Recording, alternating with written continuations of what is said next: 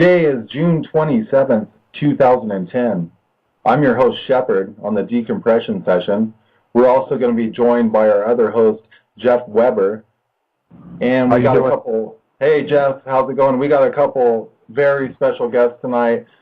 This is going to be an interesting show, Jeff. I can't wait. Tonight, Jeff, we're going to be joined by Freeman from FreemanTV.com and Jay Weidner, a filmmaker. I mean, this is going to be great.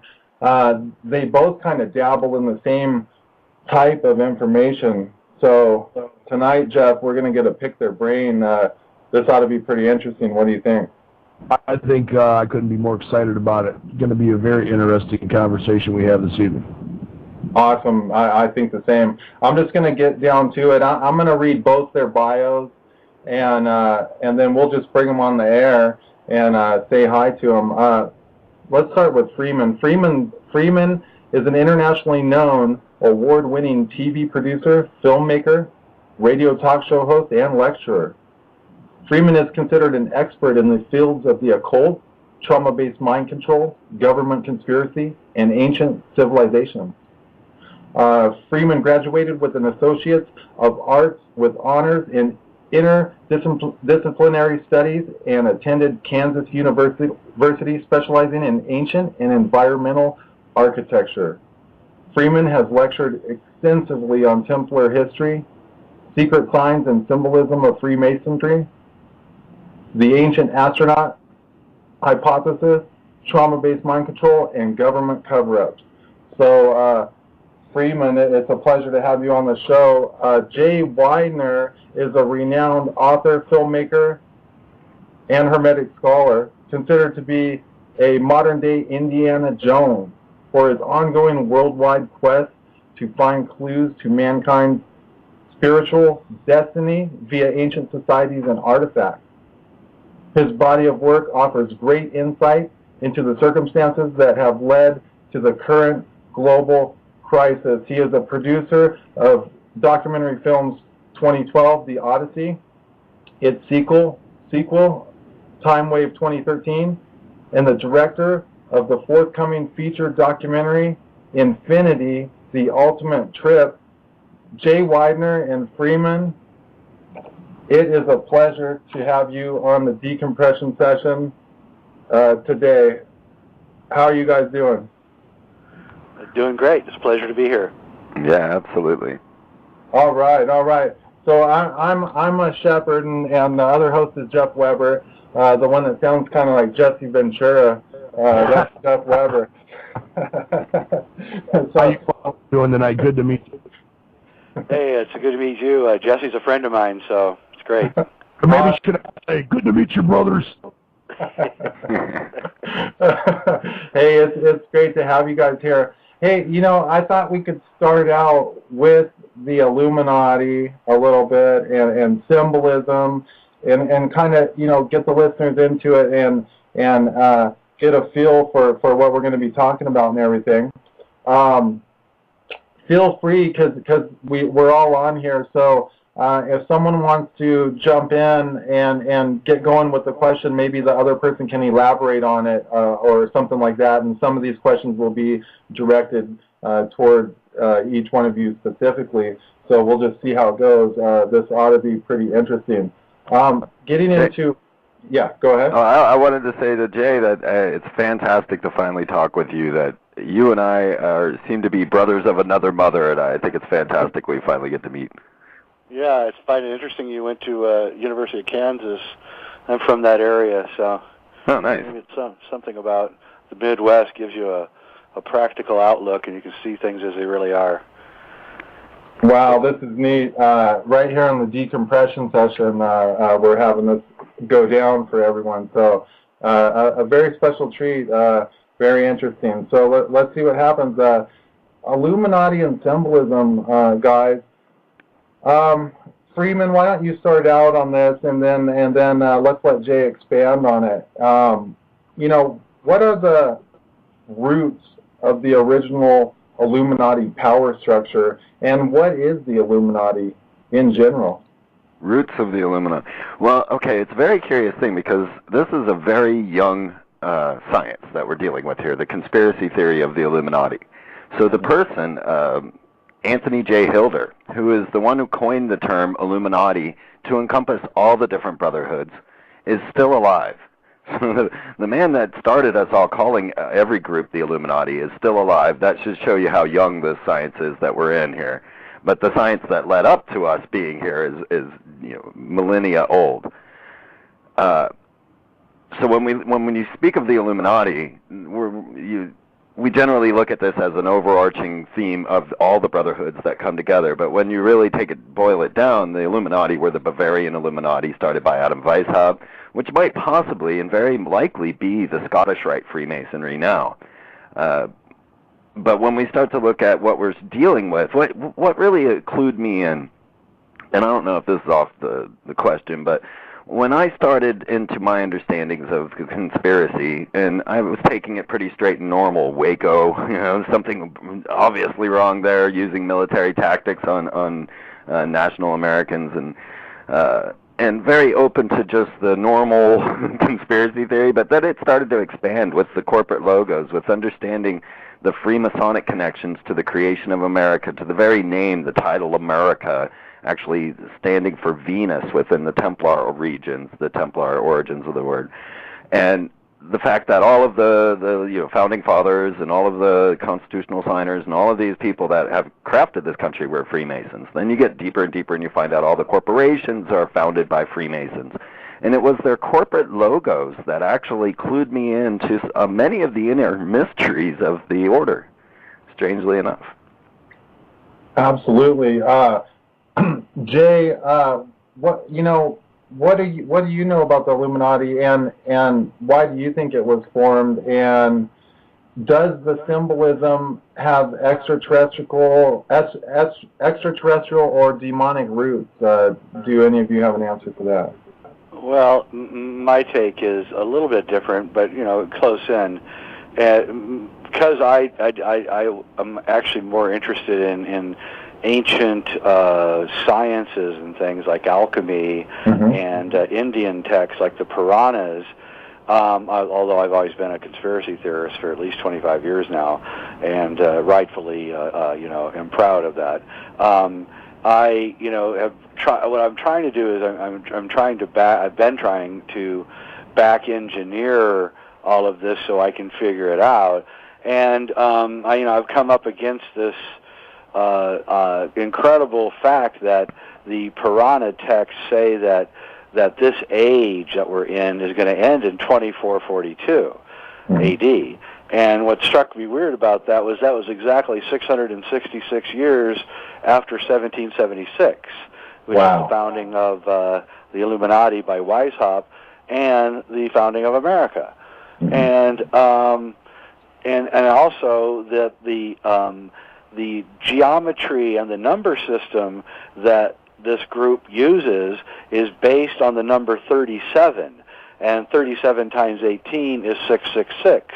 37 times, is that right? 37 times 18 is 666, and 37 times 12 is 555, which is the height of the Washington Monument. And I began looking at the geometry in Washington, and I realized that it was all based on these 666, 444, 777, 555, which are all multiples of the number 37. I'm not going to get into why it's a multiple of 37 because that would take 5 hours. But what it did tell me was that some group who obviously knew ancient, possibly ET sciences, was responsible for building Washington, D.C. And the fact that it was 666 years before the end of the target date, in which they say a gigantic coronal mass ejections are going to bake the Earth. So I have now surmised that, just like Freeman, that the Freemasonic organizations are the modern versions of this ancient group, and it's not the regular Freemasons. It's a group that sits above the Freemasons. They sift through Freemasons and pick out the ones that they think will do their bidding or have enough IQ to sit at the top. And so most Freemasons are pretty nice people. They just play golf and, do whatever they do. But there are some who are very, very, very powerful. And they're the ones, I guarantee you, that in 20 years or 15 years, Barack Obama will come out and admit that he's a 32-degree Mason, just like Bill Clinton did. And George Bush is a member of the British Freemasons. And so what we're talking about here is that there is this group, and then the question becomes, okay, so what is their motive? And that, I think, is really pretty interesting. And but anyone, I have no doubt, okay, that this is all true. So I'm not a believer. I know it, and I know that these guys are running the world, and that they're ruthless beyond belief, and they control everything. We don't even know what we're thinking because they've been controlling our thoughts since we were born. They told us what music to listen to. They told us what books to read. They told us what news to pay attention to, what history to pay attention to, what history not to pay attention to. And so the only way that you can bust free from Illuminati programming is to think asymmetrically. So don't ever do what they want you to do. Do exactly the opposite. And everything they say is a lie. So if they're trashing somebody, that person's probably okay. If they're praising somebody, that person's probably diabolical as hell. So I use that as my template, and I can kind of navigate through these waters and tell who's who and what's what, and it makes it a lot easier. So, I divide a newspaper into sections. You have the front section, which is in national news, and then the second section is local news. The third section is sports, and the fourth section is the business section.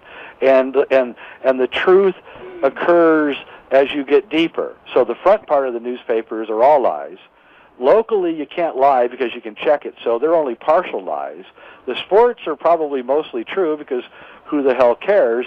And then finally, the business part of the newspaper is all true because you don't want to lie to the business community because they'll take it and come get you. So, it's pretty much all lies to a large extent, and anything that's important that they're talking about is probably a lie, and anything that's unimportant is probably the truth. Yeah, I got a question for you.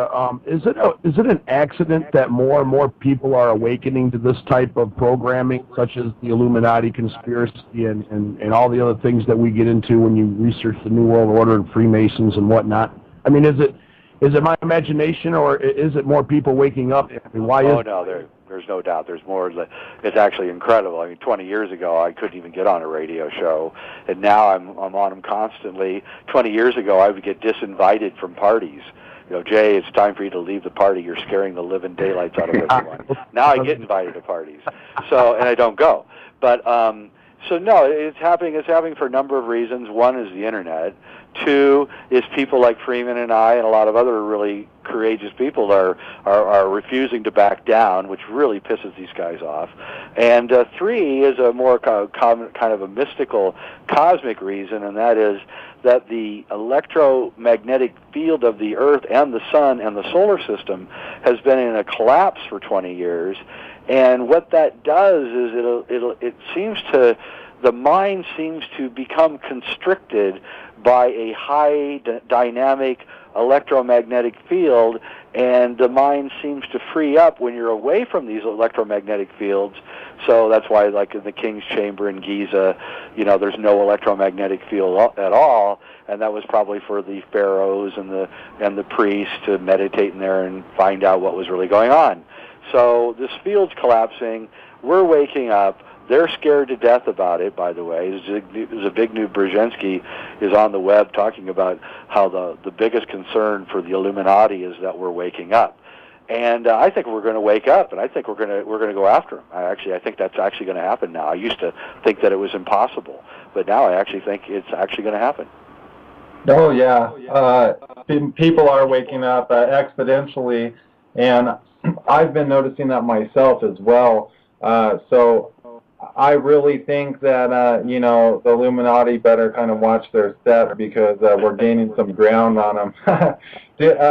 I say let's not let them off too easy. Go ahead, Freeman. No, we really do have to forgive them to get over this. That's true, the only way. I do see that we also are starting to manifest more. We're starting to see the synchronicities more, start to follow this new path of no time, which the Mayans spoke of. And I believe that these Illuminati saw this time coming, knew that the vapors would be lifted and that the veil would be revealed, and so in a counter to that, they started to promote and produce sorcerer-type magic. And so we get all of the Aleister Crowley books, we get all the H.P. Blavatsky's books that we want, and then within the movies, within the structure, Star Wars, Harry Potter, even Beyonce did acts of magic on her stage. They start to promote the concept of sorcery, which is a self-serving magic, self-serving manifestation. And they want to program that into the children now as we start to become more powerful in our manifestations.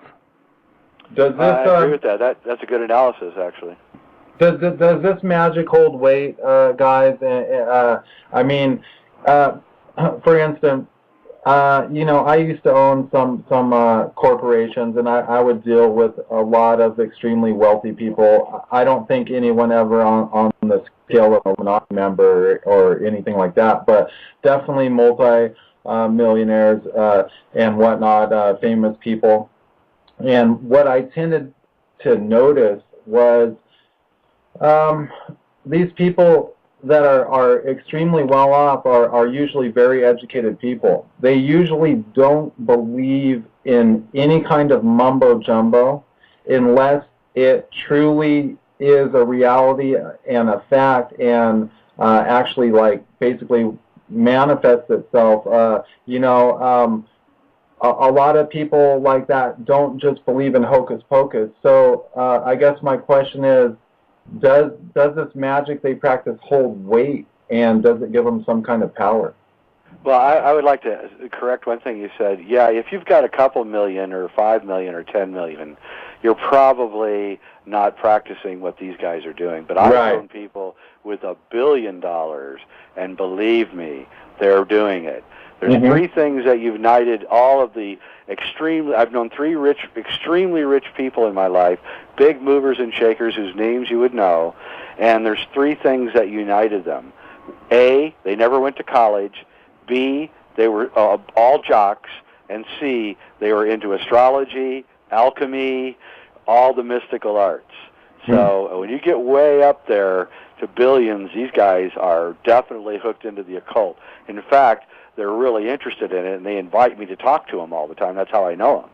Well, and that's kind of my point too, Jay. I mean, there has to be something behind it if they're into it. I just don't see people, going into something that's not going to work out for them, or something that they're not going to see results in. Do you think they're gaining the results that they want from this occultic magic and alchemy? Well, I think they're gaining the money from it. I know that, but are they gaining the results that they want? Yeah, I mean, they got us incredibly stupefied. We're a herd of cattle that runs whatever way that they tell us to run, and they've got super advanced technologies, and they're flying around the solar system and acting like that we're still stuck in the rocket age. There's a society that is parallel to our society, and it exists right here, or at least it did exist right here. It may have moved off planet here recently, but we don't know about it. And we have it in our myths that there was these gods and there were these magical beings and all that, but we just believe that they are myths. But really and truly, they really are here. There are people on Earth. They may have gone, but there were people on Earth that could live 200, 300, 400 years easily, and they have fabulous amounts of knowledge and access to things that you can't even begin to dream of, and they've been ruling the planet, and sometimes they were ruling it with benevolence, and recently in the last 6,000 years they've been ruling it with malevolence, and that's because they're trying to get out of here before the next round of solar flares and things happen. Whether they may happen or not, I don't know, but they believe it. And so, yeah, these guys are practicing dark magic. They're sorcerers. They do it as a matter of rote. They don't, sorcery isn't a guy in a long cloak with stars all over it with a magic wand sitting in front of a cauldron. Sorcery is creating a reality that we believe in, even if it's not real. And that's what they're doing to us. We have been living in a virtual reality for hundreds, if not thousands of years, and that reality is beginning to crumble. The falseness of that reality is beginning to become apparent to everyone who has eyes to see, and that is, to me, a very optimistic thing, because now we have our chance to undo them. Now, Obama's got the kill switch on the Internet, and believe me, that's by design, so I don't know how long they're going to let us go. I say frequently when I do these interviews that, there's been other periods of Renaissance here on Earth, and they were not very long. And this period here has been going on since about the mid-'60s to late '60s, and it's one of the longest periods of openness, or sort of openness, that we've ever had. And I think I hear the window creaking shut. And I don't know how much longer we're going to be able to say anything, actually. Hey, if I may, real quick, I'm curious. I haven't heard Freeman pipe in on any of this stuff. Freeman, are you agreeing, or what's your take on all this so far this evening? What we've been discussing? Well, a lot of the forms of magic that are right in front of us, and we don't even notice. In Egypt, there were two basic forms of magic. One was contracts, and the other was talismans. So now when we look at our world, what do we do but make a contract to create this immortal entity we call a corporation, which has no true existence whatsoever except for the magical contract and the magical signature that made it come into being. So and then our other form of magic brought to us by the Templars and the fiat currency is talismans, which we call dollars or pounds or whatever you want to call it in your nation. And these are, yet again, another form of magic. So these are a couple of forms of magic that are used every day that we don't consider magic any longer. But there is another deeper source in this whole thing, and that is the soul power that goes into all of this. And so what I have learned along the way, and especially when you look deep into Freemasonry, you'll find that the first thing you must do is say that you come of your own free will and accord. They do no promoting. They won't bring you in. You have to join yourself. They say to be one, ask one. That's the motto in Freemasonry. So the other form of magic I see is the soul type of magic, which is the lie that Jay's speaking of, in that they need us to give our free will agreement to their nefarious deeds, such as the movie that was based on Jay's book, Knowing, had the Gulf Coast crisis in there. We see it, we register it into our soul, we accept it because we watched the film and we did not reject it. And or right now, as we see, the whole game plan, of course, is eugenics. And what they need right now is the entire world to agree in our souls that humanity should die. And so then what comes along? A major Gulf oil crisis, and everyone says, oh, humans are horrible. Oh, they're a virus on the planet, as the Matrix tried to tell us. Freeman, oh, we all need to die, and we give our free will agreement to that. But what you're saying is that if we're watching these movies and we're watching these music videos and we're dancing in the clubs to this Luciferian music, even though it's top 40 or blockbuster, we're subconsciously accepting these things that we have happen to us in everyday life in the future. Is that the actual programming that they're doing? Yeah, your emotions are very real things, and so when they energize those in a movie theater, that's just as real as it actually occurring to your soul. That makes a lot of sense with the research I've been doing, and some of it's been with you, on your website, so this is truly good stuff here, guys. I'm really digging this conversation. Hey, Freeman and Jay, maybe you guys can answer this individually. I'd like to get both your opinions. While we were just now kind of barely talking about the Gulf oil crisis over there, the disaster that's going on or staged event.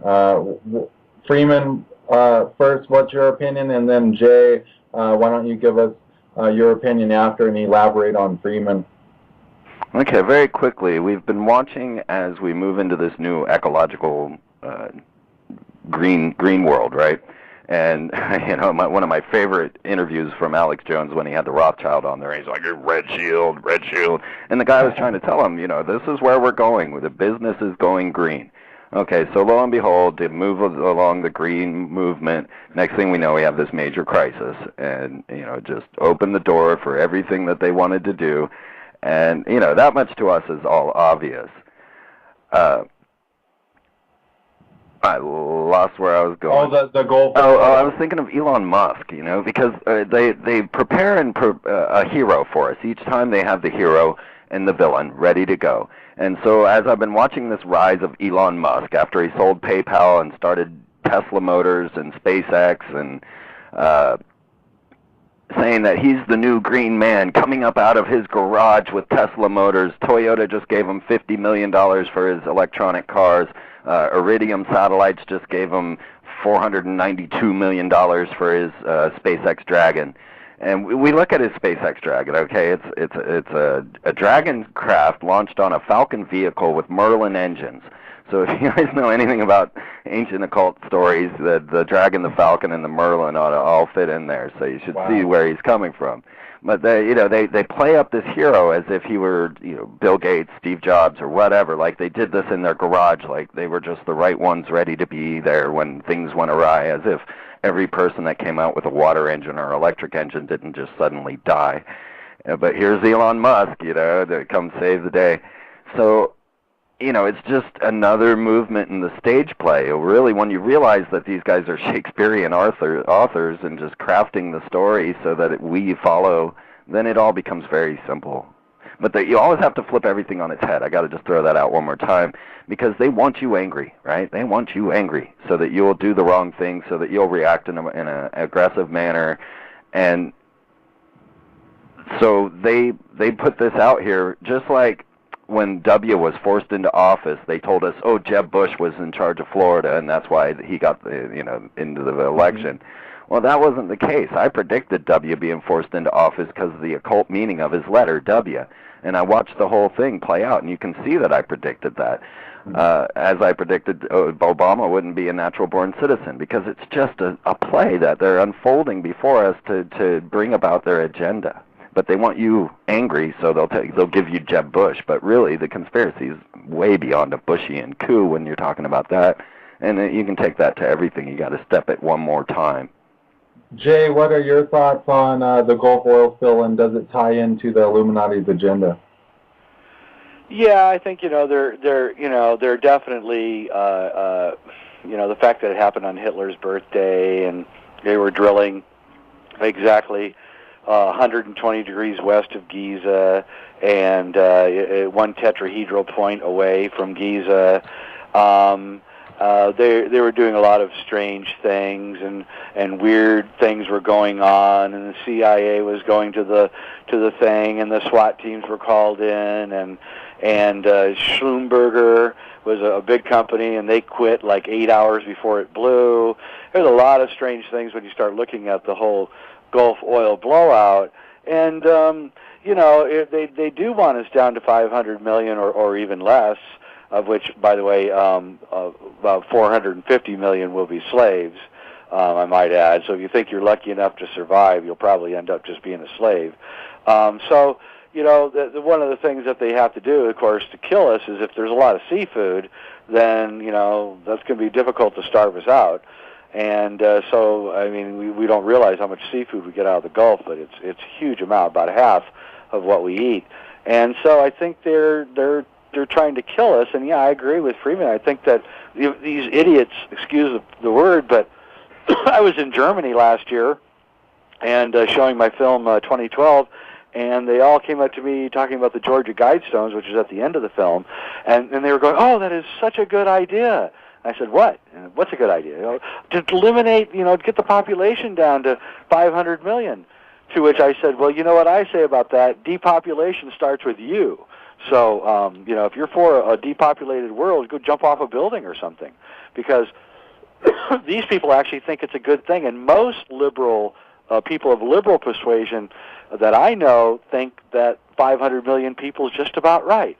But I don't buy for a second that the Earth is even overpopulated. I mean, why should I believe their spinmeisters, who Paul Ehrlich is, and all the people that are telling us that the Earth is overpopulated are all Masons and all part of the Illuminati. So why should I believe anything they say? And I don't. So I don't believe the Earth is overpopulated. I think there is definitely a resource problem on Earth where some people have too much and some people don't have enough, and that kind of thing. But no, I don't believe any of it. I believe they do want us to voluntarily. There's something about what they're doing where there's two things that are very odd about the Illuminati. One is that for some reason they have to tell us everything they're doing. They're not how. It doesn't say how they have to tell us, but they have to tell us. And the second thing is we have to agree. We have to agree to whatever it is. They can't just willy-nilly go into Afghanistan and Iraq. We must agree that that's what we have to do. It's really strange. So, they're telling us everything they're doing, but they're doing it through symbolic motifs of which most people might as well be a language from another galaxy. And so yes, they're telling us. They got the murals at Denver Airport, they got the Georgia Guidestones, they got the Cross of Henday, they got the movies, Knowing, and all these other things. And so they're telling us directly to our face, for those of us who can see, that they're going to eliminate us, that they're going to get rid of us, and we're running around trying to tell everybody what's happening, and their people's own desire to fulfill this death wish is going to make it happen. And the religions are the same thing. Fundamentalist Christians want everyone to die. You look at all this, and you just say, wow, everybody's just being led right to the slaughter. Now, we are waking up, so... And I got a question for you, something that was going on in my city.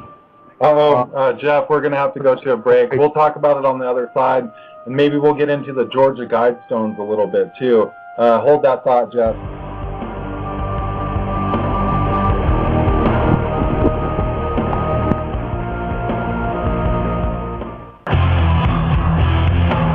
We're back.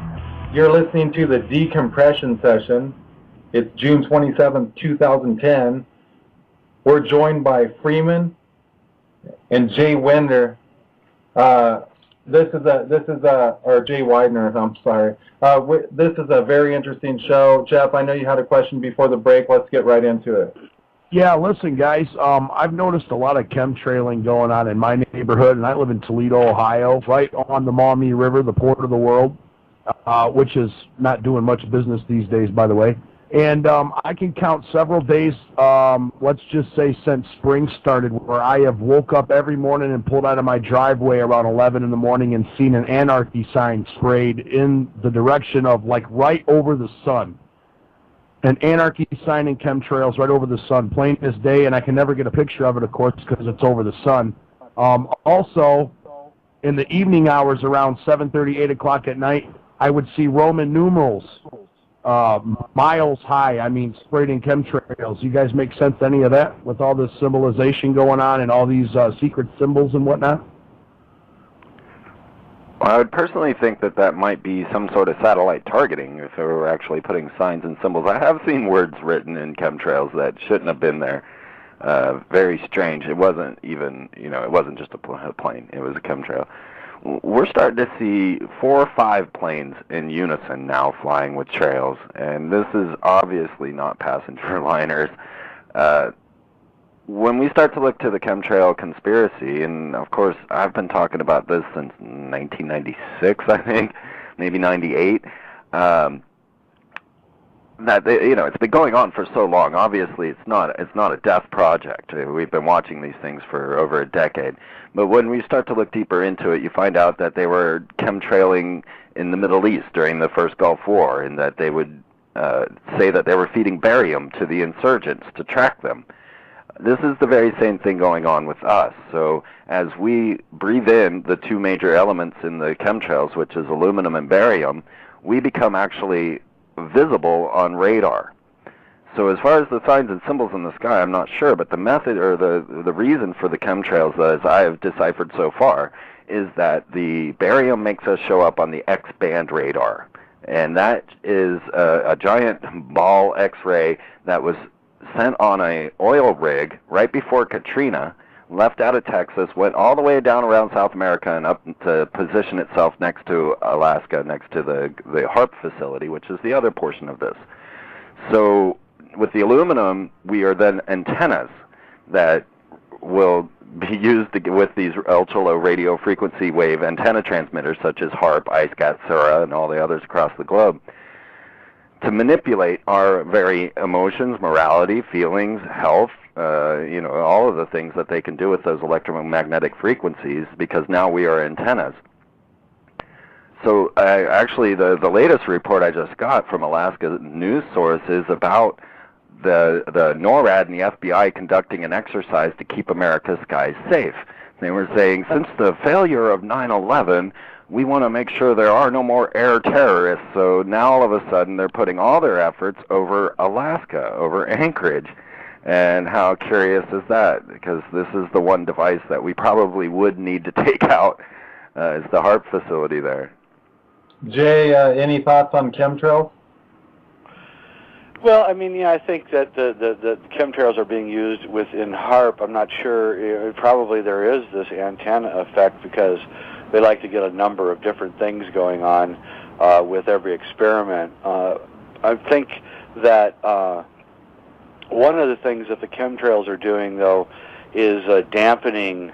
It's like a dampening effect, so they can use their hyperdimensional weapons and do tests and things. So and that's also with HARP. So what they're doing is they're creating torsion effects, and these are like electromagnetic tornadoes. This is what, for instance, blew up that bridge in China, and the powers that be are experimenting with these weapons that are so incredible that they could blow the entire Earth up. In fact, it may have been used in the past to blow planets up. So I have to say, though, I don't know if this is happening anywhere else, but where I'm from, ever since the Gulf oil spill, I've noticed a general diminishing of chemtrails in my area. So I don't know if it's happening everywhere. You want to know why that is, Jay? I'll tell you right now. The company that handles spraying chemtrails, or one of them, it's a CIA front company known as Evergreen Air. We've proven that here by witness testimony, interviews we've done with ex-workers from the facility, and the Intel Hub came to the conclusion that without a shadow of a doubt, Evergreen Air is a CIA chemtrail front company. Well, it just so happens they have the contract to spray the Corexit all over the Gulf. And it also just so happens they're doing that by the cover of night. And some of the Corexit is reaching into people's backyards, falling down onto them. Theoretically, they're depopulating people. But that, in my best opinion, and you're not the first one to say that, I've noticed that here, and I've had about 5 or 10 other emails on that same subject ever since the Gulf oil spill has happened. So I think that some of their resources with the sprayer planes are diverted to the Gulf right now. Well, good. I don't mean good. I'm sick and tired of those chemtrails. They ruin my day every day. Yeah, and what you guys are talking about, the antennas, I mean, A.C. Griffith, one of the only people to ever make it out of a chemtrail program, NSA chemtrail program at Wright-Patterson Air Force Base. He made it into it, and he made it out of it. We interviewed him several times, and he says that the chemtrails are really not primarily a depopulation. They're not used for depopulation primarily. They're used to aid scalar technology, which is that tracking system. It allows them to map everything in a three-dimensional pattern over the land terrain using the barium and the aluminum salt, so they can get an actual 3D mapping of the battlefield. We've also found patents that go into HARP that are just mind-blowing. There's patents under the HARP facility's parent company's name. I forget what that company is right now. I think it's ARCO, and there's even one more. It's like a 3-letter name. There's patents for nuclear-sized explosions in the atmosphere without a nuclear device. Let me address that, because one thing that many people missed with the Norway spiral, obviously we're all familiar with the Norway spiral. Oh, yeah. Okay, well, one thing that many people missed, and I was tracking, because I've been doing space war news since Barack Obama came into office, and I knew space war was the next major platform, and that they would use asteroids, because Wernher von Braun, the Nazi scientist who brought us the V2, said they would. And very simply, using his outline, I said, hey, well, the next threat is asteroids. Next thing we know, we have an asteroid hurtling towards our planet, right, on March 2nd, I think, of 2009, and that announced the coming of Apophis. Well, that's one part of the puzzle, but the other part of the puzzle was back in 1999, December of 99, there was a meteor that flew directly over the HARP facility and exploded in the atmosphere, causing a sonic boom with an earthquake that followed 3 hours later. So I started tracking those because this was completely unusual. The people of Anchorage thought it was the end of the world. They're all running to their basements trying to survive. I started questioning, could they hurl meteors at our own planet? Well, then, all of a sudden, especially this year and last year, fireball after fireball coming into our atmosphere, coming down. One just came over Wisconsin, lit up 3 states, sonic boom, earthquake. There was many more that I've tracked, Mississippi, and just you can see them all in my Space War news, until the point that the military came out and said, we are now classifying incoming bolides. Okay, but what I realized was that these were most likely technology, not meteors, because every single one of these that I tracked, not a single meteorologist or anyone involved, astronomers, could find a rock. There was never an impact, there was never a rock, just these sonic booms and earthquakes with the large fireball. Well, so we got a kind of a clue when they launched from the Wallops Flight Facility, which is also known as Mars, which is right there on the Virginia beach, and they launched the rockets out of there. Actually, they launched the X-37. No, I'm getting lost in all my Space War vehicles now, but let's just get to where we were at. They launched what they called the Cloud of Care, and you could have watched this launch live on my website. It was announced, everyone knew about it, at least we did, and it came to me through California Skywatch, which is a chemtrail skywatchers in California. Rosalind Peterson, great lady. Anyway, so as I start tracking and watch this live launch, which was the Cloud of Care, which stood for the Charged Aerosol Release Experiment, they launched this thing up into the sky. It exploded a large aluminum oxide cloud into the upper atmosphere, about 173, 183 miles up into the sky, which is just about the same orbit as the space station. And it seemed to cause a giant vortex to open up in the sky. A blue beam came spiraling out of it, and then it closed back up. And the news all went down there, and you can watch the news clips on Freeman TV. They came down, and they were like, well, we don't know what this is. No one knows what it is. We think it's an alien invasion. All of the people they interviewed were like, yeah, I think it's aliens. I think it's aliens. And I'm like, what are you guys talking about? You could have watched the launch live on my website. What do you mean you don't know anything? You're the news. Well, so we watched that occur. We watched what had happened, and then next thing we know, over the Nobel Peace Prize, a giant spiral opens over Norway. Same thing, though. It looks just like a rocket going out of control, spiraling, although I think it was a controlled out of control, so that they would emit the aluminum oxide out of the side of the rocket, causing it to spiral, and then zap that with the iSCAT, which was the antenna array in Norway that was facing this spiral, and turn it into a large fireball. Now, the reasons I know it was aluminum oxide, one, because spirals turn. I had a guy on Nori the other night saying that, reverting back to the rocket story where these new stage boosters are breaking off into the atmosphere, and due to the fuel release that they didn't have before, that's what's causing these spirals. I mean, that's the story that most of the I'll say it. See, we know it's aluminum oxide because of the blue spiral that came out of it. Dr. Dimple, who's a lead aerospace scientist, was showing us that is aluminum oxide, which is the base element of sapphires, and that's why it comes out blue. That's what the blue spiral was. So we know that it was an aluminum oxide cloud. We have no doubts about that. Now, the funny thing about the spiral was when everybody said, oh, it was just a Russian ICBM.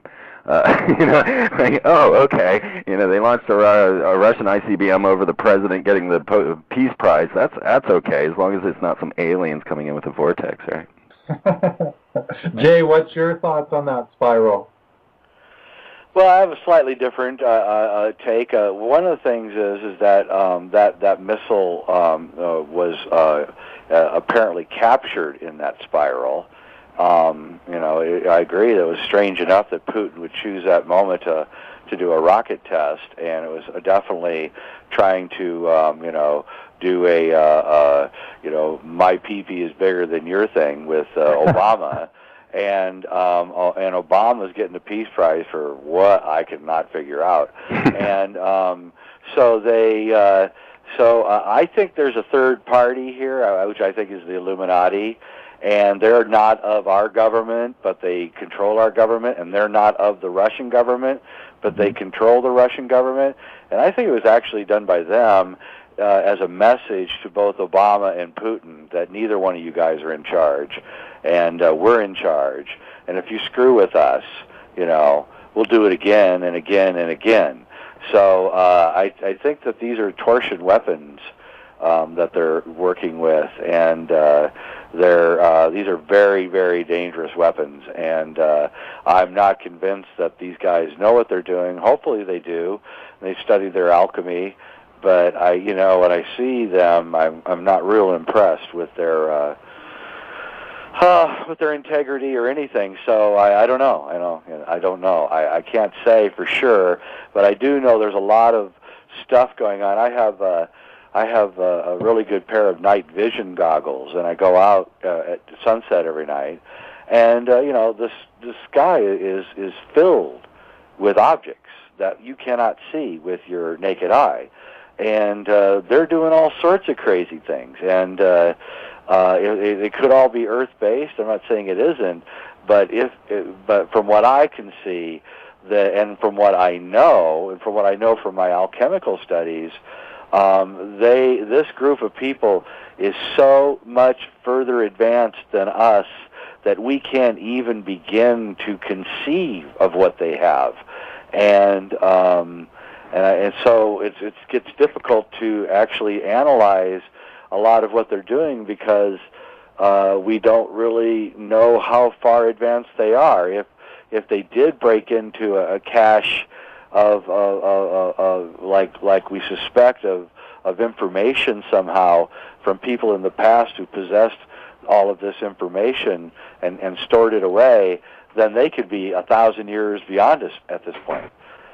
In only a few years. Absolutely, and a lot of people in Black Project have alluded that they are thousands of years ahead. There's known government crafts such as TR-3Bs, all sorts of space-based weapons platforms. According to John Lear, there's 36 space-based weapons platforms. There's space-based weapon platforms such as rods from God. All sorts of stuff. Freeman, what do you know about space-based weapons? Well, I definitely knew that it was going to be the height of this, that NASA would be shot down, that SpaceX would rise. I predicted all of this before Obama came out and said, because it was obvious. It was so obvious. NASA was already interacting with the Dragon. But so now they've launched the Flying Twinkie, the X-37B, this robotic space shuttle that's orbiting us. There's 3 other robotic Falcon vehicles that they are also launching up with the HTV-2, the hypersonic technology vehicle, which seemed to have failed when they attempted its launch. And they launched both those on the same day. I think that was the 22nd. On a Thursday, they launched both the X-37B and the HTV-2 at the same time. Now they're putting up what's known as the Space-Based Surveillance System. That's very interesting. I'm not sure that'll be going up in July. We'll see where that goes. While they launch, now here's another curious, symbolic gesture. NASA rearranged their launches so that Launch 133 comes after Launch 134, making 133 the last launch. So 134 will be launching up here, I think, in July as well, and it will be launching what's known as the Alpha Magnetic Spectrometer up to the ISS, or what I call the ISIS, and this is seeking dark matter. Now, this has been a very dark story as it's been going and unfolding. As you look into the symbolism again, there's the Rick, the relativistic heavy ionospheric collider in America, which is basically our CERN, only smaller. And their colliders are known as Phoenix and Star, which are very pertinent to people within the order of the OTO. You'll know that these are both the secret names of Aleister Crowley, also just in the alchemical way, the Phoenix and the Star. As CERN's logo is 666, but their colliders are known as Atlas and Alice, of course, the king of Atlantis. So we find this secret brotherhood always encoding all of these things. Now the Vatican has joined in with CERN, and they're coupling with the alpha magnetic spectrometer. They're bringing in Jesuit priests to try and find the God particle. And with this, this is the same Jesuit priest, Benjamin Funes, who announced to the world that aliens are real, there are space brothers, and that they didn't suffer original sin because they weren't born of Eve. And this is the man who joined with CERN to get in there and seek the God particle with his other Jesuit, Gabriel Giante. So then the final piece of the puzzle, as our Terminator salvation comes together, they're sending up Robonaut 2, or R2, up to the ISS on the last space shuttle, 133. So pretty soon we'll have a full robotic system up in there, along with all of the robotic Falcons that they're launching around, which are stealth. I mean, who's thinking when you launch a robotic stealth vehicle? That's just stupid, right? But that's where everything is leading at this point in the front lines and what we know about. Now, I have had a large V-shaped craft fly over my car, and I saw the large anti-gravity plasma balls holding it in the air. So I know about that side of it as well. Absolutely. I myself have seen some pretty wild stuff, and I've had witnesses with me every single time. There's several occasions. I mean, on one occasion I saw a massive craft in Washington State. I would estimate it to be between 1/2 mile and 1 mile in diameter, and it was only about 300 to 500 feet away from me. I stopped my car, and it took it quite a while to feed itself over the road because it was so massive I couldn't see either end of it. It was pretty impressive, and so I know what you're talking about. Well, let's just say that NASA is openly talking about gravity tractors to save us from Apophis, so that's like a tractor beam, and they're openly talking about space elevators. They awarded a prize, so there's a lot of things way beyond what we think. Jay, what's your take on UFOs and space weapons? Well, I mean, I don't think. I think NASA was a very important agency until about 1992, about the same time that Clinton came into office. When that happened, you saw the old guard begin going away. They were old by then, but all the people that created NASA and all the Russian, the German scientists and things started leaving. They were in their 60s and 70s, and a new guard came in. And I think the new guard the old guard, of course, didn't tell the new guard what they were really doing. And so I think since 1992, NASA, well, for one thing, has just turned into a completely ridiculous agency, and they seem to be playing catch-up. They seem to be constantly trying to find out what the previous guys were doing, as if they don't know what they were doing, and I don't think they do. And so I guarantee you they're not going to build the space elevators or any of that, because NASA is going to be defunct. They don't need it anymore. They have a whole secret space program with hundreds of vehicles. This is why they want Gary McKinnon here, because instead of being in England, so they can make sure that he doesn't talk. He's already said too much from his hack job into the Pentagon. And I've been told by very high up people that we have bases on Mars, and we have incredible platforms out in space where there's all these transferings going on. When I look through my night vision goggles, there's a a diamond-shaped craft that comes in almost at the same exact time every night, and then another craft comes up and docks with it, and then goes back down, and the diamond craft disappears, and I'm seeing all this, and I'm pretty much, you know, I was writing a book in the early 90s about NASA, and I was working with Richard Hoagland at the time, and he had dirtied his name up so bad that no one in NASA would talk to him. So I kind of was the one they would talk to because I didn't have a bad reputation. And so I was talking to a lot of the people that were running the Apollo program. I'm the guy who found Ken Johnston, the whistleblower that Hoagland touts all the time. And these guys told me things that, you know, I didn't believe at the time. I thought that they were lying to me. And they were telling me that, you know, that they'd gone to Mars in 1959, and they'd gone to the moon in the 50s before that, and they had these super craft that were using torsion physics to zip around, and that, you know, and I didn't know what to say. I don't believe this. And then Joseph Farrell did all of his great work here recently in the last, say, 10 years on the Nazis, and we now know that they were deeply embedded into this torsion physics and red mercury and you know, high spin states. And so I think these guys are like so far advanced that NASA's like a buggy, a horse and buggy compared to a Lamborghini, and they're just scratching their head. They're not lying. I really don't believe NASA's lying when they say they don't know what's going on. I don't think they do know what's going on. I think that they're more surprised than anybody by what they keep finding. And the other thing with these guys is they're locked into a mindset where even when they look at something, they can't see it for what it is because their mindset refuses to let them believe it. So they can look at the European Space Agency's pictures of Phobos, and they don't see a grid pattern on Phobos. But it's apparent to anyone who's an engineering student or a shipbuilder or knows how to build high-rise construction. It's obvious that Phobos has a grid pattern built into it, and so, you know, the odd orbit and everything else leads me to conclude beyond any shadow of a doubt that Phobos is artificial. And all you need to do is get to Phobos. You don't need to go to Mars or anywhere else. If you can get to Phobos, drill into there, you can start back engineering everything.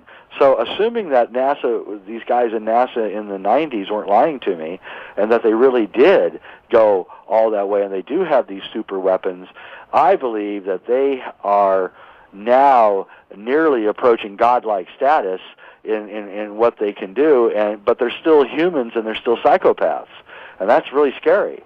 And, you know, so, you know, there's also, when I look through these night vision goggles, there's some kind of war going on up there. It may be test war. It may not be a real war. It may just be a fake war that they're doing just to test weapons. But still, there are things going on and beams being shot and all sorts of crazy stuff. And so that leads me to believe that that either we are living on a prison planet and these are the guards, which could very well be true, by the way, or a number of humans have advanced way beyond us, and they're the aliens. They're the ones who are expanding out into space, conquering Mars. And every time I get on a show, I tell everybody to Google in Hale Crater Civilization and look at Joseph Skipper's work. That photograph that he examines on that site, it was secretly given to him from somebody deep in the European Space Agency. So there's somebody in the ESA who is trying to subvert the dominant paradigm. It's getting quite clear. I don't know who it is, if it's just a worker or a leader or somebody, but they're taking pictures of Phobos at the right exact angle and light angle to see the shadows of the grid pattern of the infrastructure of Phobos. They're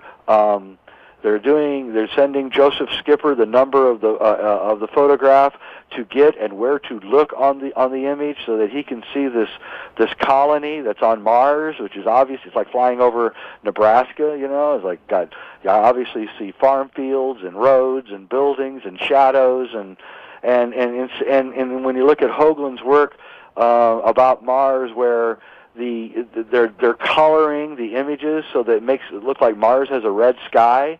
And Hoagland has proven with his work on the blueberry thing that's BS. The skies of Mars are blue, and so when we see all this, I think it blows apart everything that we know, and we have to start thinking in a different way here. These guys are super advanced. They have a secret space agency.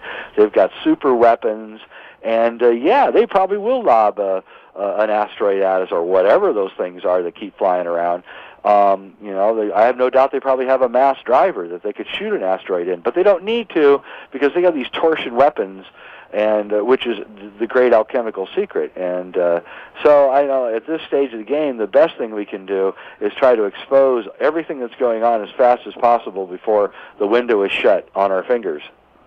Very well put. Very interesting. We're joined today by Jay Weidner, jayweidner.com, and Freeman, freemantv.com. We're going to take a break. When we come back, we're going to talk about dual astronaut program, the moon, the whole 9 yards. You're listening to the decompression session with Shepard and Jeff. Tonight we're joined by Jay Weidner, jayweidner.com, and Freeman from freemantv.com. It's a pleasure to have both of you guys on the show, especially at the same time. I mean, this is great, guys. I was thinking I'm going to turn this loose to Jeff, but maybe now is the time to get into the moon a little bit. A lot of interesting things surrounding the moon. David Icke's been talking about the moon. John Lear. Also, I noticed on Jay's website there's a lot of information about the moon landings. Jeff, why don't you take over? Well, I've always been fascinated by the moon, and it's like this, guys. We've had crazy news about the moon for the past years. One of the big reports for the moon this year was that we launched a kinetic weapon that blew a humongous hole in it, which most guys up your alley are saying never happened. And I'm still always looking for evidence to prove that the lunar landing never happened. Can you guys separately give us your opinions on that? Well, the lunar landings didn't happen, but they have gone to the moon. They just didn't go the way we went. They can't take a horse and buggy to the moon. It's impossible. You can get to the moon. It's getting from the orbit of the moon to the surface and back. That is the hard part. All the rest, they did 6 times, according to their records, without a glitch, which anyone who's ever worked in technology knows that is just pure BS. Nothing works right the first time, ever, let alone 6 first times. So they never went that way, but they did go, and they've been there a while. And from that recent photograph by the amateur astronomer of the dome over Aristarchus would seem to indicate, especially with the lunar transient phenomena report that NASA produced in the 60s, that there's been activity on the moon for at least 400 years, at least since Galileo, who was really the first to report strange things going on the moon. So the moon is actually, just to let you know straight out, I mean, I probably could have caused a lot of controversy here. The moon is artificial. It's hollow. I mean, not artificial. It was actually an asteroid or something that was hollowed out and used as a spaceship, and it's here, and there would be no life on the land if there wasn't a moon because of the tides and everything. So I think that the moon came to Earth a long, long time ago, driven by intelligent people, maybe by the people we call the ancient Egyptians or somebody. I don't know. I know this. Let me stop right there. I'd like to stop you right there, Jay. Freeman, your take on that?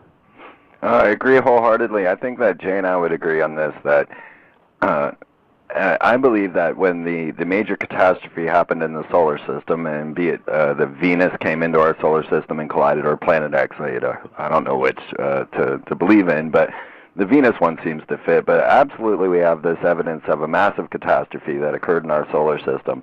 And this seemed to have taken a chunk out of planet Earth, if you believe Sitchin's descriptions of Nibiru with its 4 moons coming in.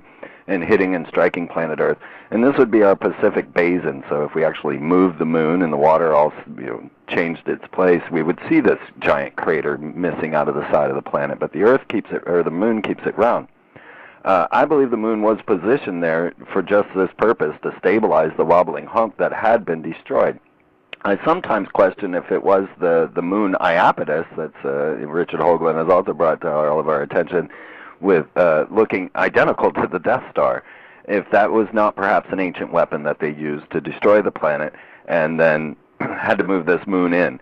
But certainly when they did launch the rocket into the moon, what they called the bombing of the moon, which of course was not a bomb, my first theory and thoughts on all of that was that they were trying to see inside, very much like they show on Jurassic Park, where they strike the ground and then they can see the dinosaur in the ground. Same thing. Strike the moon, rings out like a gong, as they have reported, and then you can get tomography and see inside. Now, very similar with Phobos and Deimos, as when no one had seen moons of Mars until 1877.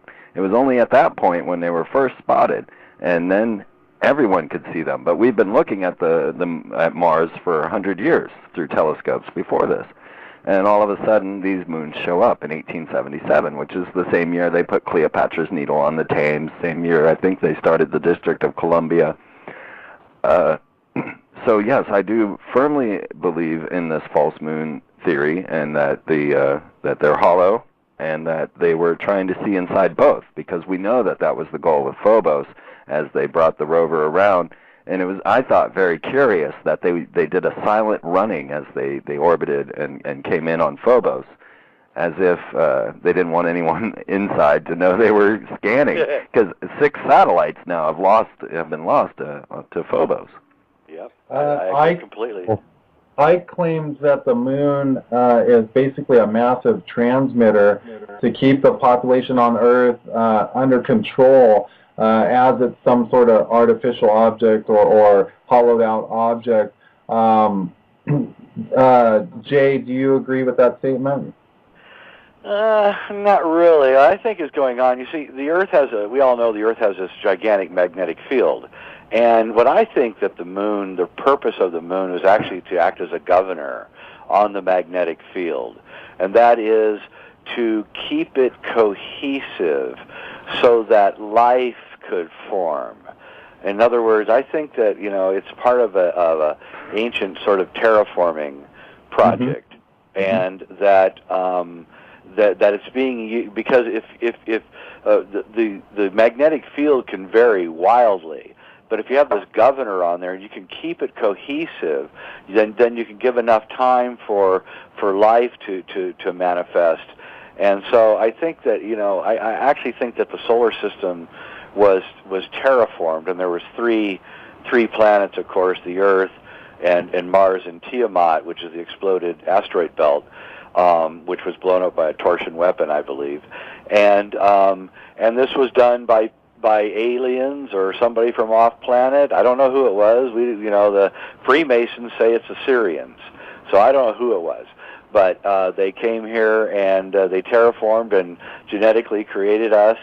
And then the solar system got cracked by the Great War or the disaster or whatever it is that blew up the fifth planet, and threw the physics of the solar system completely out of whack, which is what's going on right now. And we've lost all of the harmonic structure that was originally in the solar system, and until we get that back, and I have no idea how we're going to get that back with all the asteroids bouncing around, we're going to be in a very, very bad place. And I think that if you want to do something really interesting, Google in Hoagland, I think it's Leeds, the town in England, Leeds, Leeds, Saturn, and somebody took a video, I think, with a phone camera of Hoagland's lecture there. It's about 20 minutes on the web, and Hoagland's not very happy about this.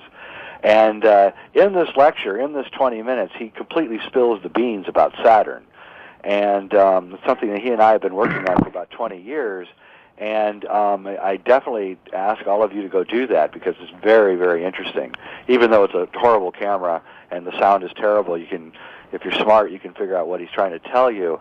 And I think that Iapetus is all part of this, which is why Arthur C. Clarke included Iapetus as the place where the monolith is found in the book 2001: A Space Odyssey.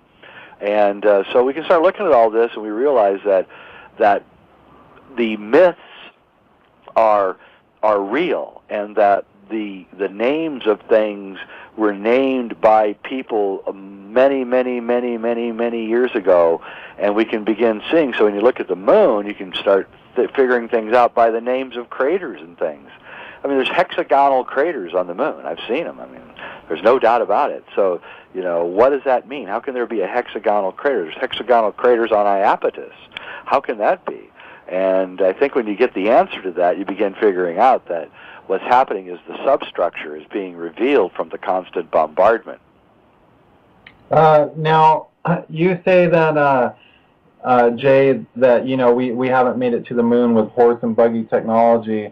I saw a clip on mainstream media where Bush authorized what's known as a forward moon base. Do you think that is true, that they have a moon base? And if so, how do you think they're traveling to back and forth from the moon?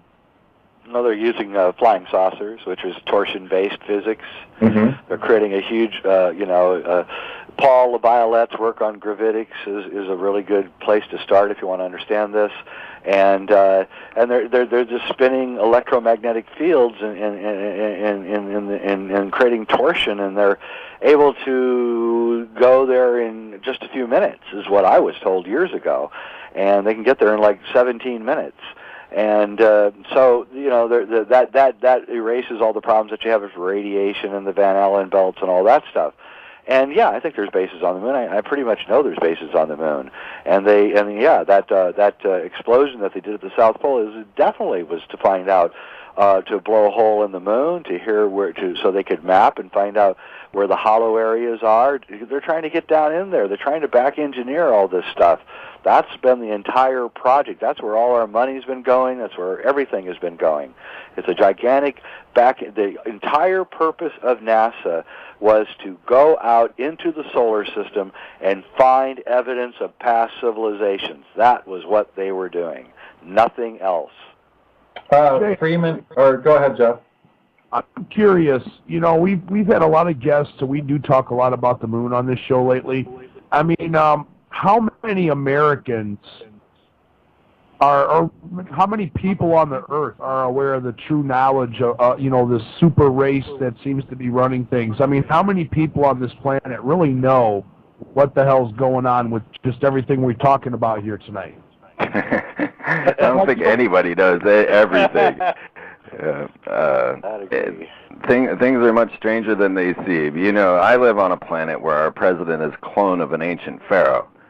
Yep. And so my life already is just in a strange place. And I personally had been given some sort of message at 10 years old where I drew a picture, and on that picture I had the space shuttles fighting a flying serpent, and in between some strange vortex.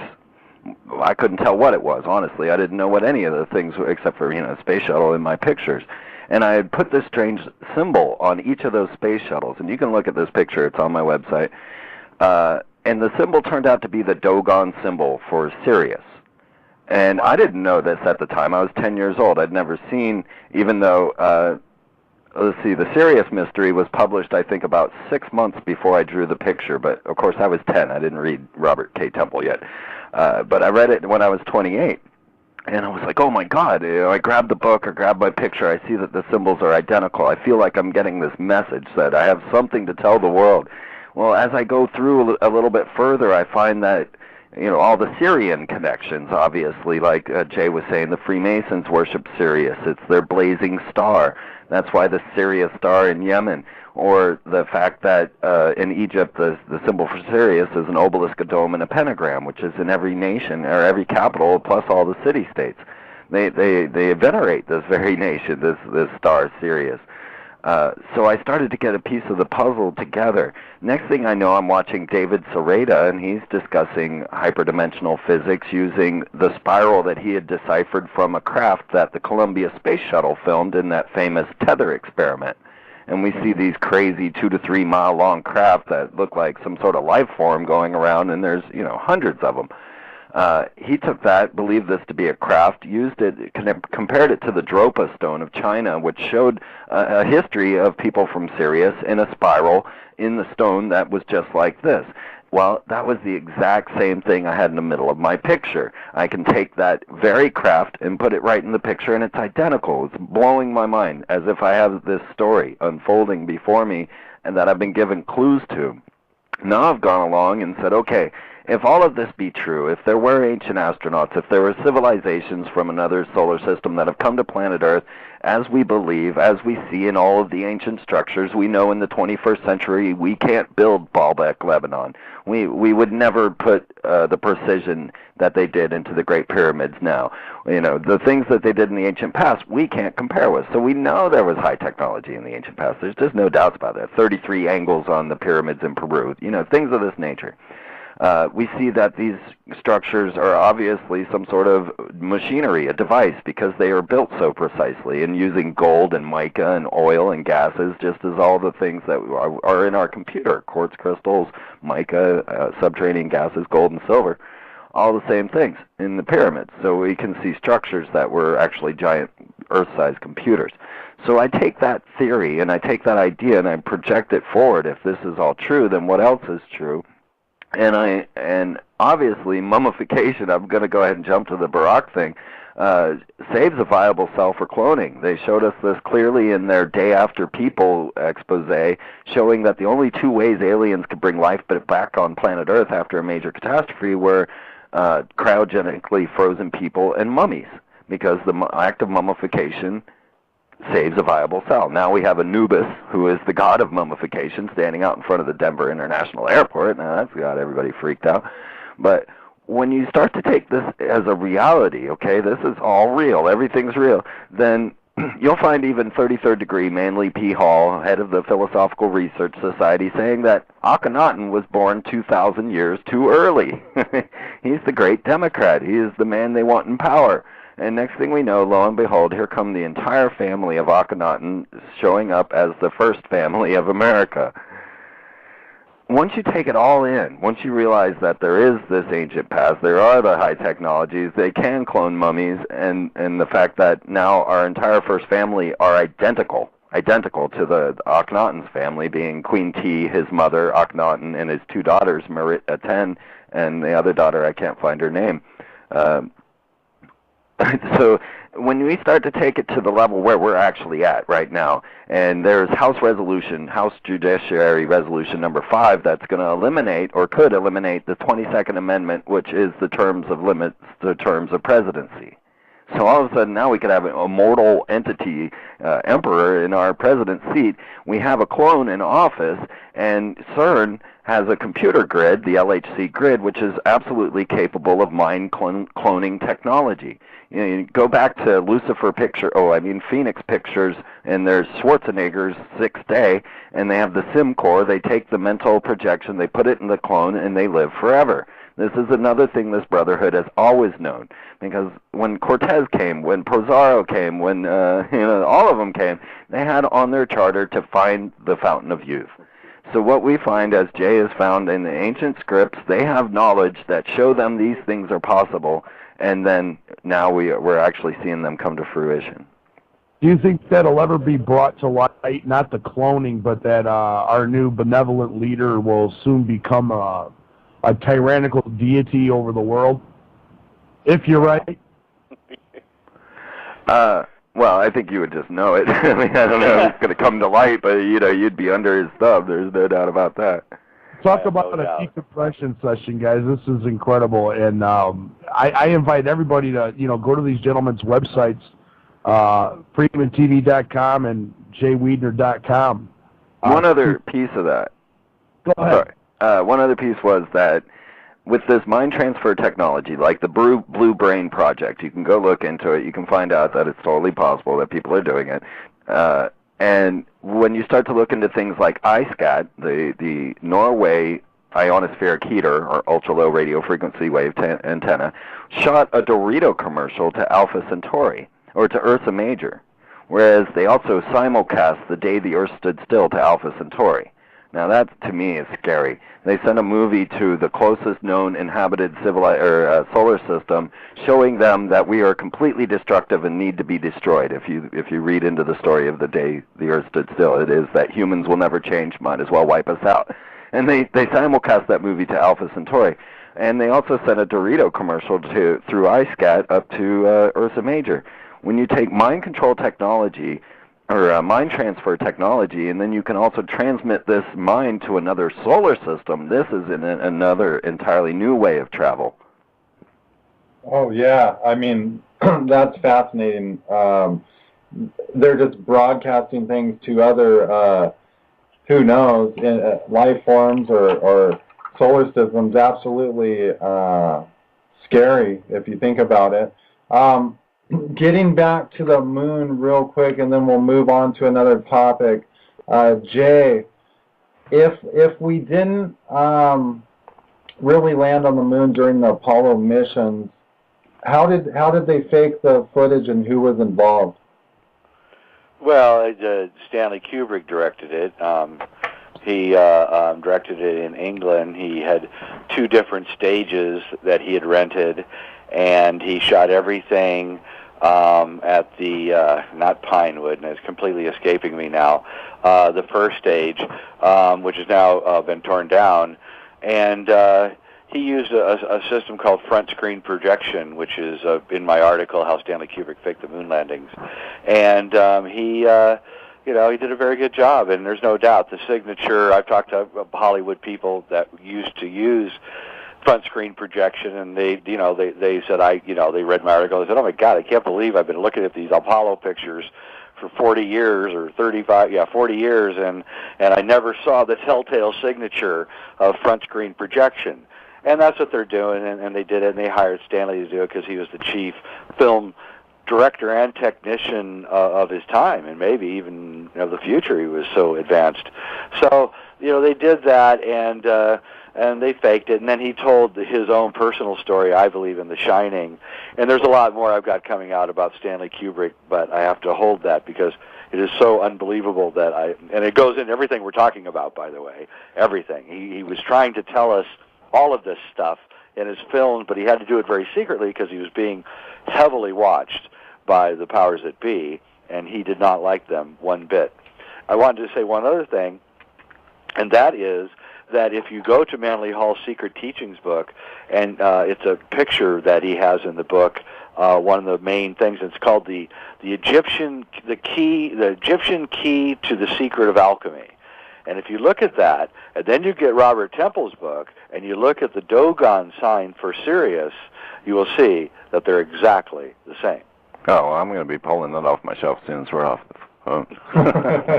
Freeman, you got his interest right there with that one. We're in a couple minutes here. We're going to take a break, but I was thinking on the other side we can get into underground bases, the Denver airport, and I don't know if you guys know about this, but at the Intel Hub we got some weird information about the Schofield Airport in the Netherlands, and I'll let you guys know what we found on that.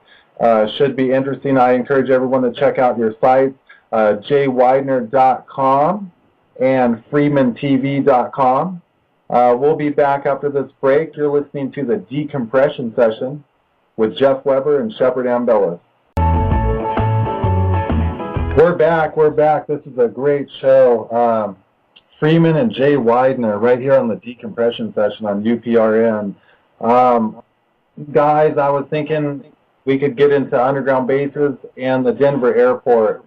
One interesting observation, and Freeman, you mentioned it earlier, and this is pretty interesting, and if people go back and really listen to this and pick this out of this Alex Jones interview, it might put some stuff into perspective. You mentioned the interview when Alex Jones was interviewing David Day Rothschild, and he kept calling him out saying, are you going to stay on the line, Red Shield? Are you going to stay on the line? Well, what a lot of people don't realize from this interview, and I caught it, Alex Jones, he kind of went about that interview in an interesting way to me, because he got David Day Rothschild fired up so that he stayed there on the line and he kept going and going. Well, one interesting comment that he made that stayed in the back of my head, guys, was Alex Jones had them all fired up, and I don't know if you guys remember this from the interview, but he said, well, when the end of the world's coming, we're going to be in our underground bases. Where are you going to be? Now, first of all, they weren't talking about the end of the world. They were talking about climate change. And second of all, did he slip up and say that? What do you guys think about that?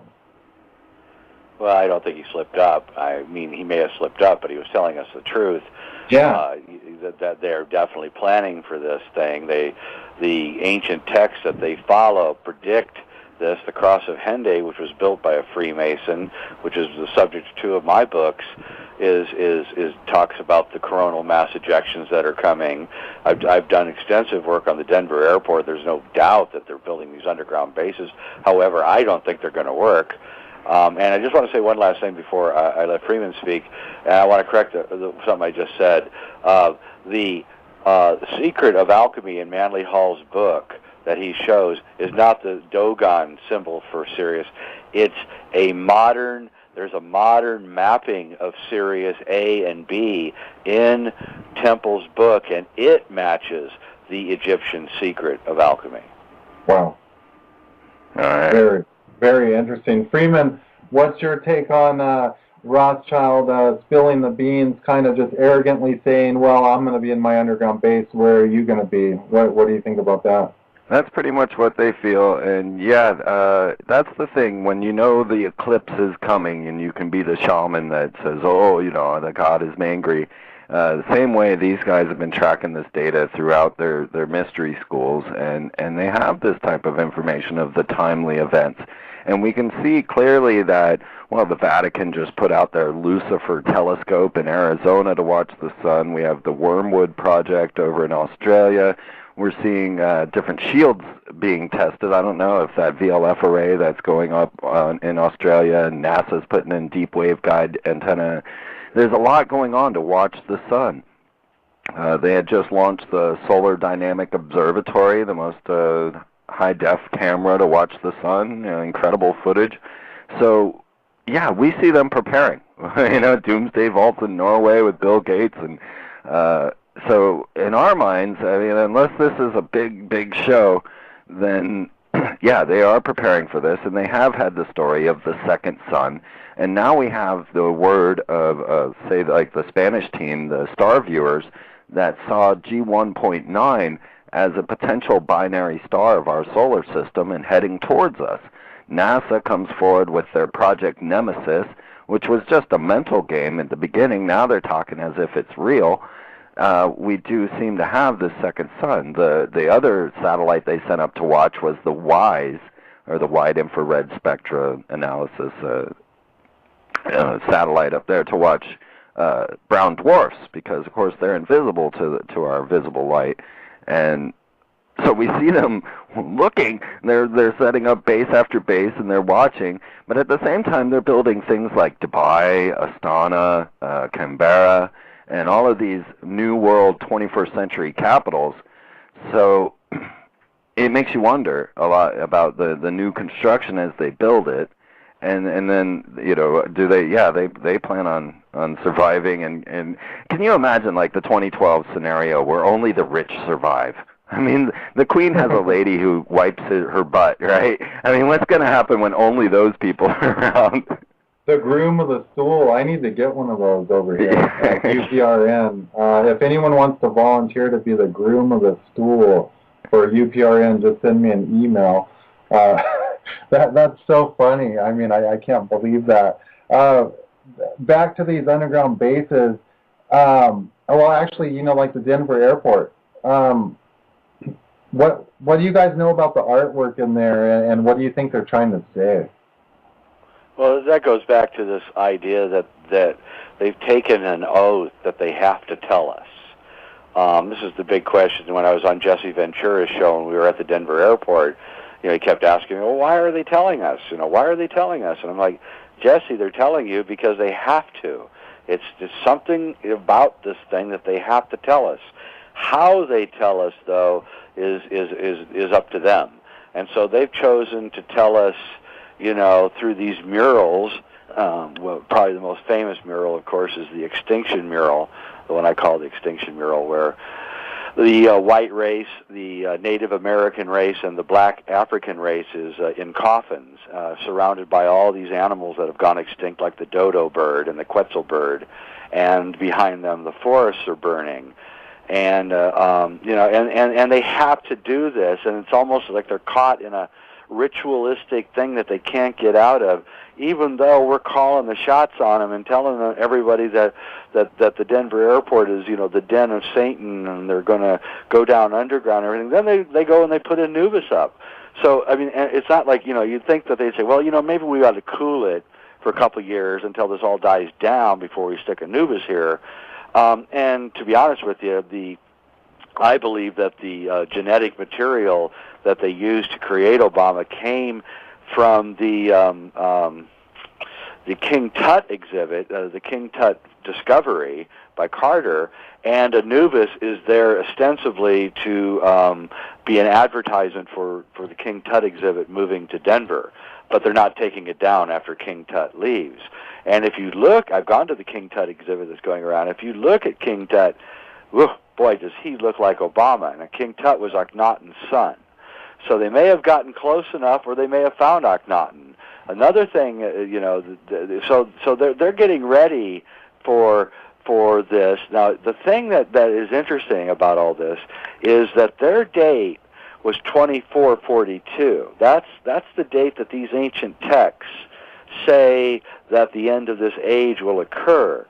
And so so 666 years before the end date, which is 1776, they went into action, thinking that they had 666 years to evacuate the planet and all of that, for them, not us, of course. And then I think that they discovered the Mayan long count calendar in Mexico, and they got freaked out, and they thought that maybe possibly their date was wrong, or maybe because there's a talk in their text of a twilight period that kind of exists after the destruction. So they may have then did a rethink in the early 20th century and said, we may be wrong here. The 2442 date may not be right. It may be the 2012 date, and so they decided, well, why take a chance? Jay, I got to interrupt you, brother, because we're getting off topic. I really like to go back to the Denver airport. On top of all the crazy artwork and the exhibits and the statues, do you think that the Denver airport is what some of us would say a hub for ETs? And I've even heard it compared to what we witnessed in the movie Men in Black as a spaceport where ETs come to visit. No, that's not my information. My information is it's ruled by the military, and I've talked to guys who laid drywall down there 60 stories underneath the airport, did plumbing and things, and they said it's... Pardon me? Is it connected to other deep underground military bases? Oh yeah, they're all connected. They're all connected. Yeah, there's a tunnel that runs from Offutt Air Base in Omaha all the way there. There's and of course what they're really doing is the reason it's Denver Airport is because it's high altitude. It's towards the center of the country, and everybody who's in power has an equal shot at flying an airplane, landing there, and getting underground. And then of course they're moving into the Rockies. And this may be for nuclear war, whatever. But I highly question the whole ET thing. To be honest with you, I think that most of the ET stories that we have heard were created by them as cover stories to hide what they're really doing. Freeman, what do you think about the Denver airport? Possible spaceport, hub for ETs, or just military installation? Yeah, I gotta agree with Jay. I don't personally believe that there would be that open of a Men in Black kind of spaceport going on there. Mm-hmm. That seems too far out for even me. But honestly, there's very little I can say. I've seen the murals. I've been to the Denver airport a few times. I see that they're preparing around it. That there seem to be many crops if you look at it from Google Space and you look down. But I've not been down below, so I don't know. Here's where I'm going to throw you guys for a little bit of a loop. And maybe one or both of you can check into this a little more and see what you come up with. One night, it was about 1 in the morning, and someone from the Netherlands came across the bat phone at the intelhub.com. We're like a CIA over here. We're a civilian intelligence agency, and we get intel all the time, documents, all sorts of stuff. This was by far some of the most far out stuff I've seen. But after reviewing all the documents and blueprints and paperwork and pictures that were submitted, it's starting to kind of blow my mind. There's this airport in the Netherlands known as the Schofield Airport. A lot of it is eerie and reminiscent of the Denver airport. There's an article right now on the intelhub.com that goes into it a little bit. It shows some subliminal or not so subliminal messages that are on an electronic reader board at the airport. Some of the interesting things at this airport that we know about are the entire complex of this airport. I would say, I don't know what it is, like a 1 mile square area or a 2 mile square area, something like that, is built like a giant acoustical antenna array. Everything is built in a weird shaped acoustical manner that either would be built to divert sound from the airport, or they got something else going on. Now, is where this gets real weird at this airport is there's these massive step-type pyramids that mirror Mayan pyramids on the property. They're massive. They have these UFO-looking capstones that were hoisted up there. They look almost, Freeman, it looks like that Egyptian eye UFO-looking thing between the two pillars. Do you know what I'm talking about? I don't know what that's called.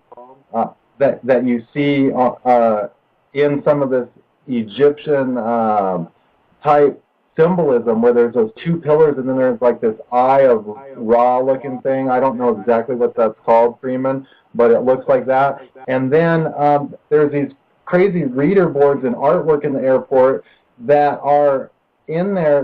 They were done by an artist that had done art in World Trade Center Building 7 and in the Denver airport, I believe. I'm going to read you guys an excerpt of what we translated off of this reader board that's very hard to read, and it moves at a pretty fast speed.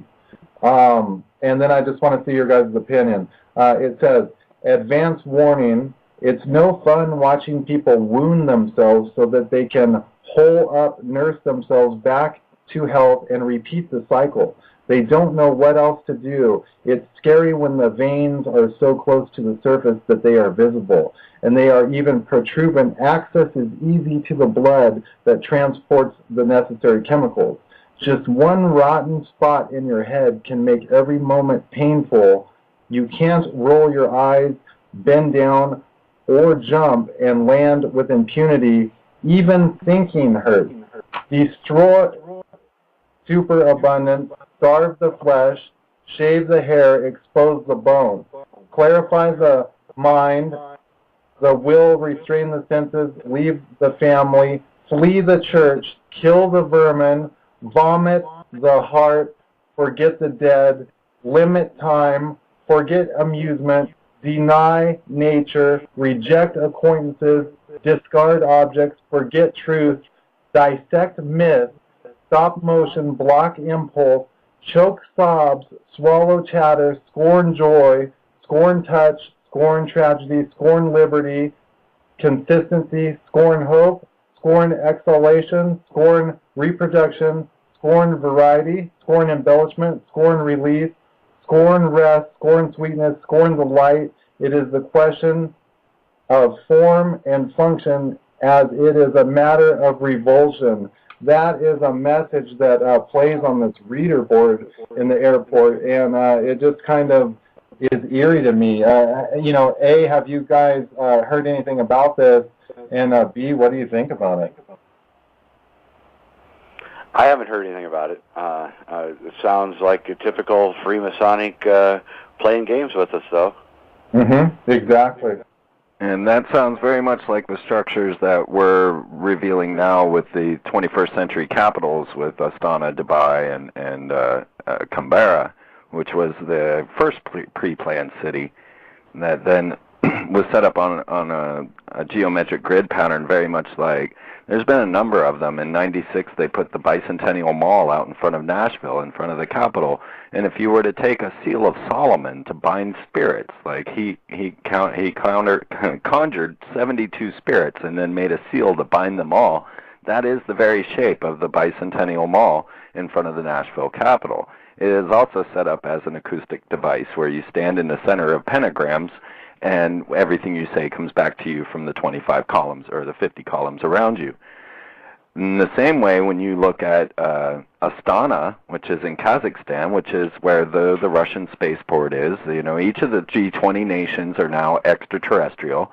They're all launching into space. And you look at Astana, which means threshold, which is the entrance to the temple. This is laid out on almost the exact same grid as this smaller version in front of the Nashville Capitol. So we are seeing them use these alchemical tools to start to do frequency manipulation on the planet using sigils made out of cities. Wow. Hey, Freeman, before we run out of time here, oh wow, I hate when my mind does that. Can you elaborate a little bit about the theory on Jesus? The theory of Jesus. You want to get me in trouble, don't you? Honestly, I haven't really worked my way up to Jesus. That's a mystery I yet to unveil and dig deep into. I don't know what to answer that with. Some listeners were asking a question. They put it into our chat box. It must have been something you were talking about before. But back to the Schofield Airport and the Masonic temples and buildings and the layout of Washington, D.C.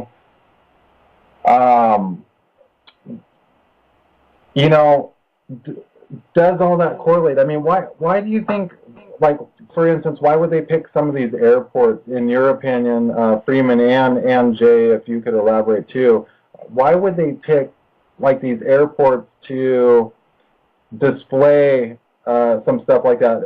And you know how the Denver airport has that capstone, I guess you would call it. Supposedly it has a time capsule under it, much like the Georgia Guidestones, I heard, have a time capsule under them. Why do you think they choose to display things that are out of the ordinary at these airports? Is it just to put it right out in front of us, like you were talking about earlier? I mean, does that kind of project a reality to people? Is it just a in-your-face, here it is type of thing? Well, the next pre-planned city was Epcot. And if you were to understand what Disney is, then you would understand, that the method is that it's the number of traffic, it's the number of people cycling through there. And when you start to look at Disney World and you realize that every ride in there is sponsored by a military industrial corporation, people that build nukes have rides in Disney World. There's also a base on the dark side of the moon in their Mission to Mars ride. There's all kinds of clues and gestures inside of Disney World to give you the idea. Now, Siemens owns the giant ball that you see at Epcot, and that's the very corporate logo you would see over Auschwitz. These are the people, and so yes, I believe it has to do with the amount of traffic that goes through airports, just as Disney has so much traffic now. They're lead sorcerers. They just put out a new book all about magic, Egyptian magic and sorcery, and it's a children's book comparable with Harry Potter. It's called The Red Pyramid. I'm reading it right now. Actually, I'm reading two books, and one that's come from the British Museum, all about Egyptian magic, and then this Disney book, The Red Pyramid, all about it. And I'm learning more about Egyptian magic from Disney than I am anything from the museum's book. It's amazing. Jay, would you happen to know why the Denver airport is in the shape of a swastika from the aerial view? Well, what the architect of the airport told me was that, that was for optimum landing, so they could have two of the things were for landing, and the other two were for takeoff, so planes wouldn't crash, which makes a certain degree of sense. So I accept that. However, I'm sure that they don't do anything by accident, and so the Denver airport is, because it has a lot of traffic. It's a major hub because there's so many different airlines centered in Denver, and because it's in the center of the country, you can switch planes and fly to different places easily. So everybody's going by there. So they're fulfilling one of their Freemasonic oaths, which is that they're telling us. And that's just something that they have to do. I don't know. I'm not one of these guys. I wouldn't join if they asked. So that's all that's about. And I don't think it has anything to do with any geomagnetic thing or a mystical thing. But I could be wrong. I mean, the CIA is right now moving to Denver, so that could tell you quite a bit, if you know what I mean. So.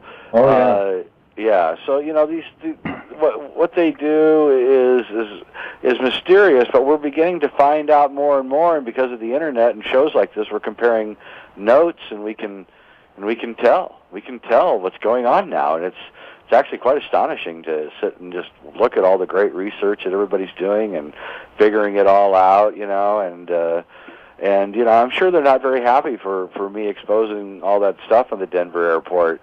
And they threatened me a couple times, but I just feel like it has to get out. And when the first time I saw the Denver airport was in '96, right after it came out. And by the way, believe it or not, there's a picture of Obama out on the web, standing in front of the extinction mural, looking very happy, by the way. And so, I don't know what any of this means, except that after a while, you look this way, you look that way, and you figure it out. And it looks like they're trying to kill us. It looks like they're afraid of some kind of celestial disaster. And it looks like they intend to rule with these Egyptian motifs and everything, and bring back the pharaoh, which is what I think Obama is. I think he's the pharaoh. They're bringing back the priest king to rule over us, not a politician, a priest king. It's a very different modality. Exactly. We can see this coming unfolding as the 10 regions now. Astana, as I've been talking about quite a bit now, was looked over by Henry Kissinger as they were building this back in the 70s, around 71. And, well, they started it in 1913, but in 71, Kissinger was involved, getting it all set up, getting the presidential palace all set. He also was the one who, with Richard Nixon, established the 10 FEMA regions, or the UN regions in America, and then putting the two capitals, one being in Denver and the other in Atlanta, and these will be the new capitals. Now Obama comes in, just passed his executive order to establish 10 regional governors, and at the same time we see Schwarzenegger and Will Smith running for president. That's curious, but we see it unfolding as they've had this plan for so long that they've had time to build their new capitals, world capitals, global capitals instead of just national, and they're establishing their regional government here in America. And so Denver is stationed to be one of the capitals, and Atlanta the other. So you'll see the build up at these two places, and that's why that's going on. And I just wanted to throw in real quickly that they did find that KV-55 mummy was Akhenaten, and they did also find that they had Queen T's DNA. So after I had come out, I came out, said Obama was a clone. Next thing I know, a week later, he comes out and says human cloning is profoundly wrong and should not be practiced in any nation. And then I said, okay, look, I've got all the evidence here except for the proof that they have Akhenaten's DNA. Next thing I know, they're saying they're going to test King Tut's DNA next to Amenhotep III, which is Akhenaten's father, because they did not have Akhenaten's DNA, right? But all of a sudden, lo and behold, as they announced King Tut's DNA, they announced at the same time, hey, guess what? We actually did have Akhenaten's DNA, and also Queen T's.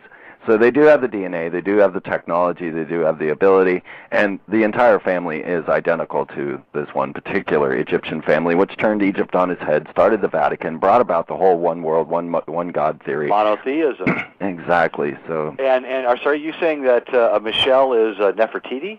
Queen T, his mother. She's Queen T, the mother. Okay. We're actually starting to think that maybe Beyonce might be Nefertiti, and Jay-Z fits in there somewhere too. I know that's bizarre. I know it is. There's some weird stuff surrounding Jay-Z, too. Yeah, very interesting. Guys, we're limited on time. I want to give you guys each a minute, starting with Jay, to let us know what you're working on, plug your site, plug any upcoming projects you have before we got to get out of here.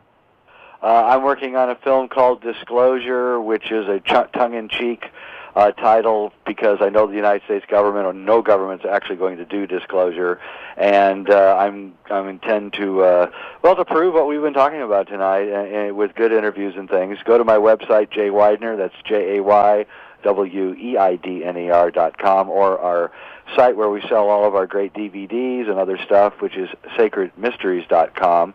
And if you'd like to see about 300 free videos, you can go to YouTube and type in Sacred Mysteries TV, one word, and we've put up hundreds and hundreds of videos, because the reason I'm doing that is because I think this window is closing, and I'm trying to get as much out before Akhenaten hits the kill switch on the Internet.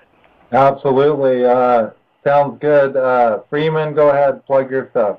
Well, strangely enough, currently I'm trying to win a competition to get to Dubai. I want to go to Atlantis in Dubai and film there and do some more of my filming. I've been filming for 5 years now, and many, many subjects. You can go to my photography on freemantv.com and see all the things that you will see in film, but right now are only photography. So if anyone wants to help me win this competition to Atlantis and Dubai, you go to freemantv.com, and you just click on Send Freeman and Flo White to Dubai, to Atlantis, and it'll take you right to the video, and just click like on it. We're really trying to win this thing, because that's the only way I'm ever going to get to film Dubai. Other than that, I'm spending the next 3 months to really hammer out the book on Barack Obama, on the sorcerers of Atlantis, and really get this out to the people, because, like we're saying, the Internet kill switch is there. Print has always been the way to transform society, so I'm going to write my book and get it done. Sounds good, guys. We're running out of time. I thank you both for coming out to the decompression session. We'll have to do it again. Absolutely amazing show, guys. Thanks, and thanks for everything you guys do. Thank you, guys. Very much. And does it give them some kind of power? Well, I would like to correct one thing you said. Yeah, if you've got a couple million or 5 million or 10 million, you're probably not practicing what these guys are doing. But I've known people with $1 billion, and believe me, they're doing it. There's three things that united all of the I've known three extremely rich people in my life, big movers and shakers whose names you would know, and there's three things that united them. A, they never went to college. B, they were all jocks. And C, they were into astrology, alchemy, all the mystical arts. So when you get way up there to billions, these guys are definitely hooked into the occult.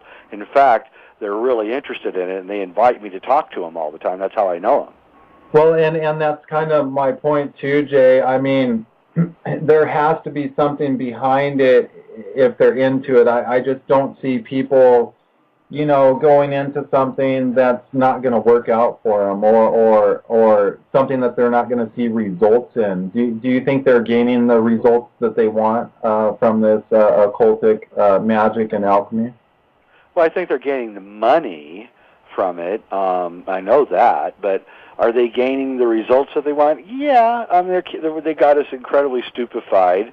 We're you know, a herd of cattle that runs whatever way that they tell us to run, and they've got super advanced technologies, and they're flying around the solar system and acting like that we're still stuck in the rocket age. There's a society that is parallel to our society. and it exists right here, or at least it did exist right here. It may have moved off planet here recently, but we don't know about it. And we have it in our myths that there was these gods and there were these magical beings and all that, but we just believe that they are myths. But really and truly, they really are here. There are people on Earth.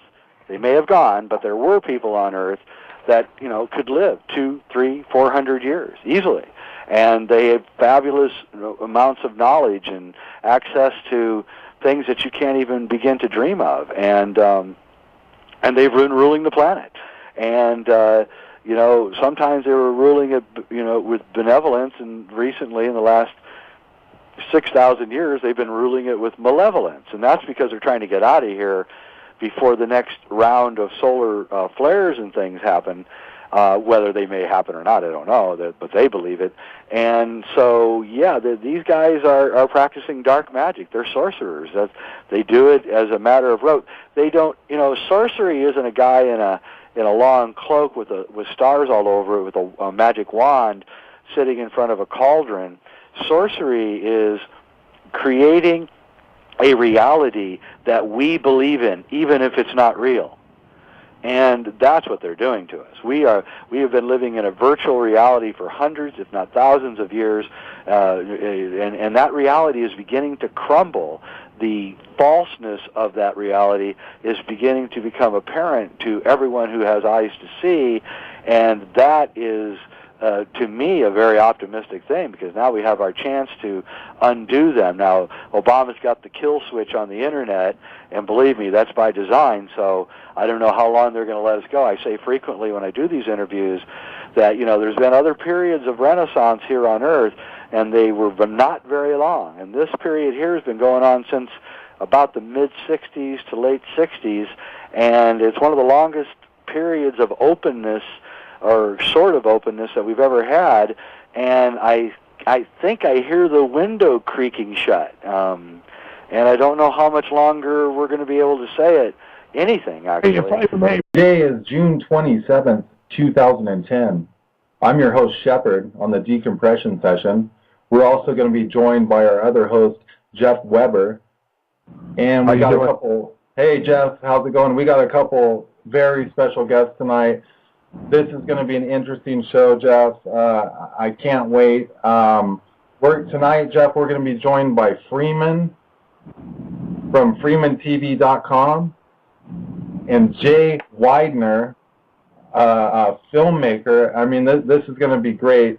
They both kind of dabble in the same type of information. So tonight, Jeff, we're going to get to pick their brain. This ought to be pretty interesting. What do you think?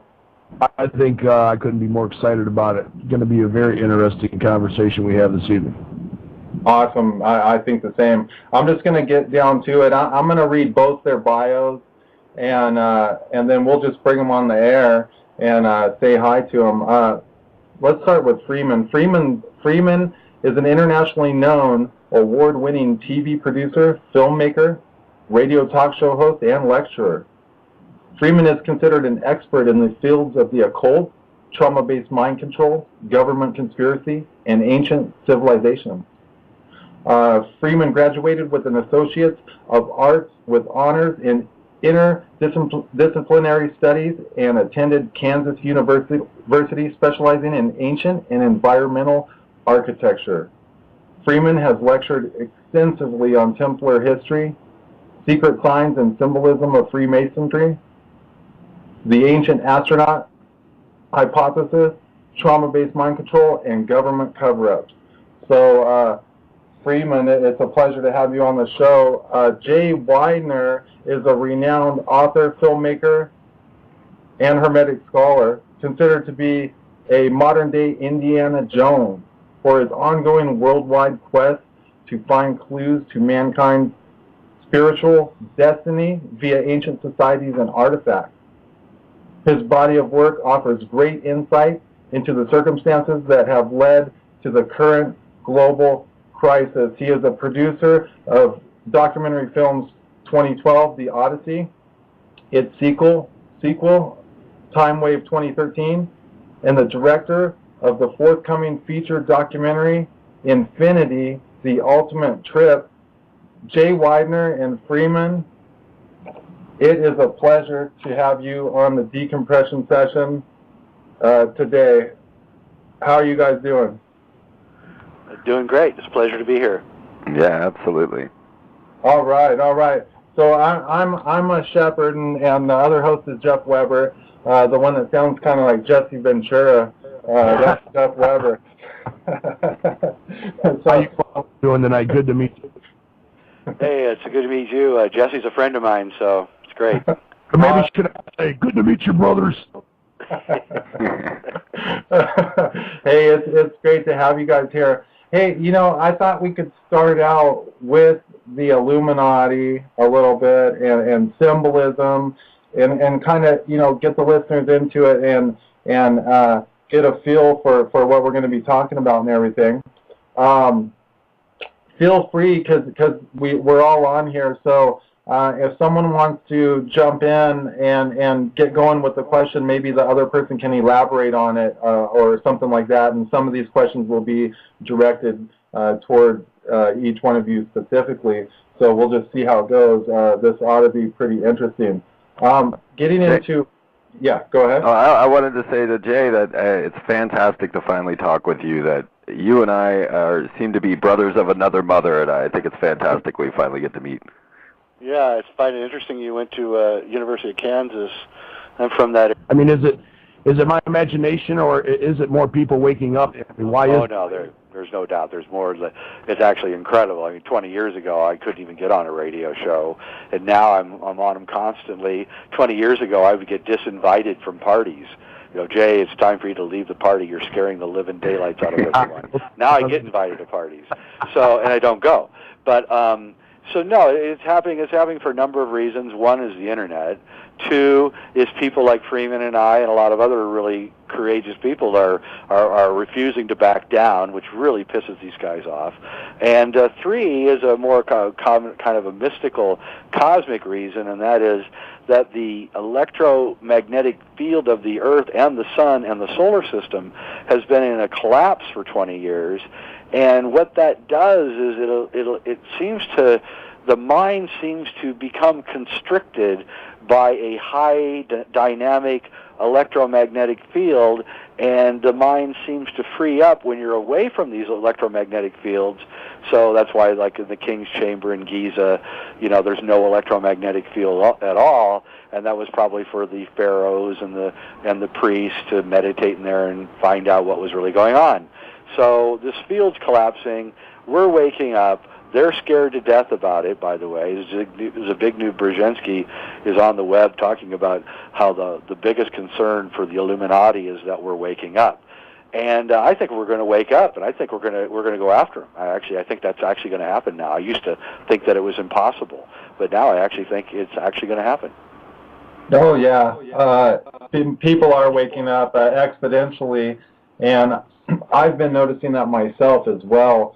So I really think that, the Illuminati better kind of watch their step, because we're gaining some ground on them. I say let's not let them off too easy. Go ahead, Freeman. No, we really do have to forgive them to get over this. That's true, the only way.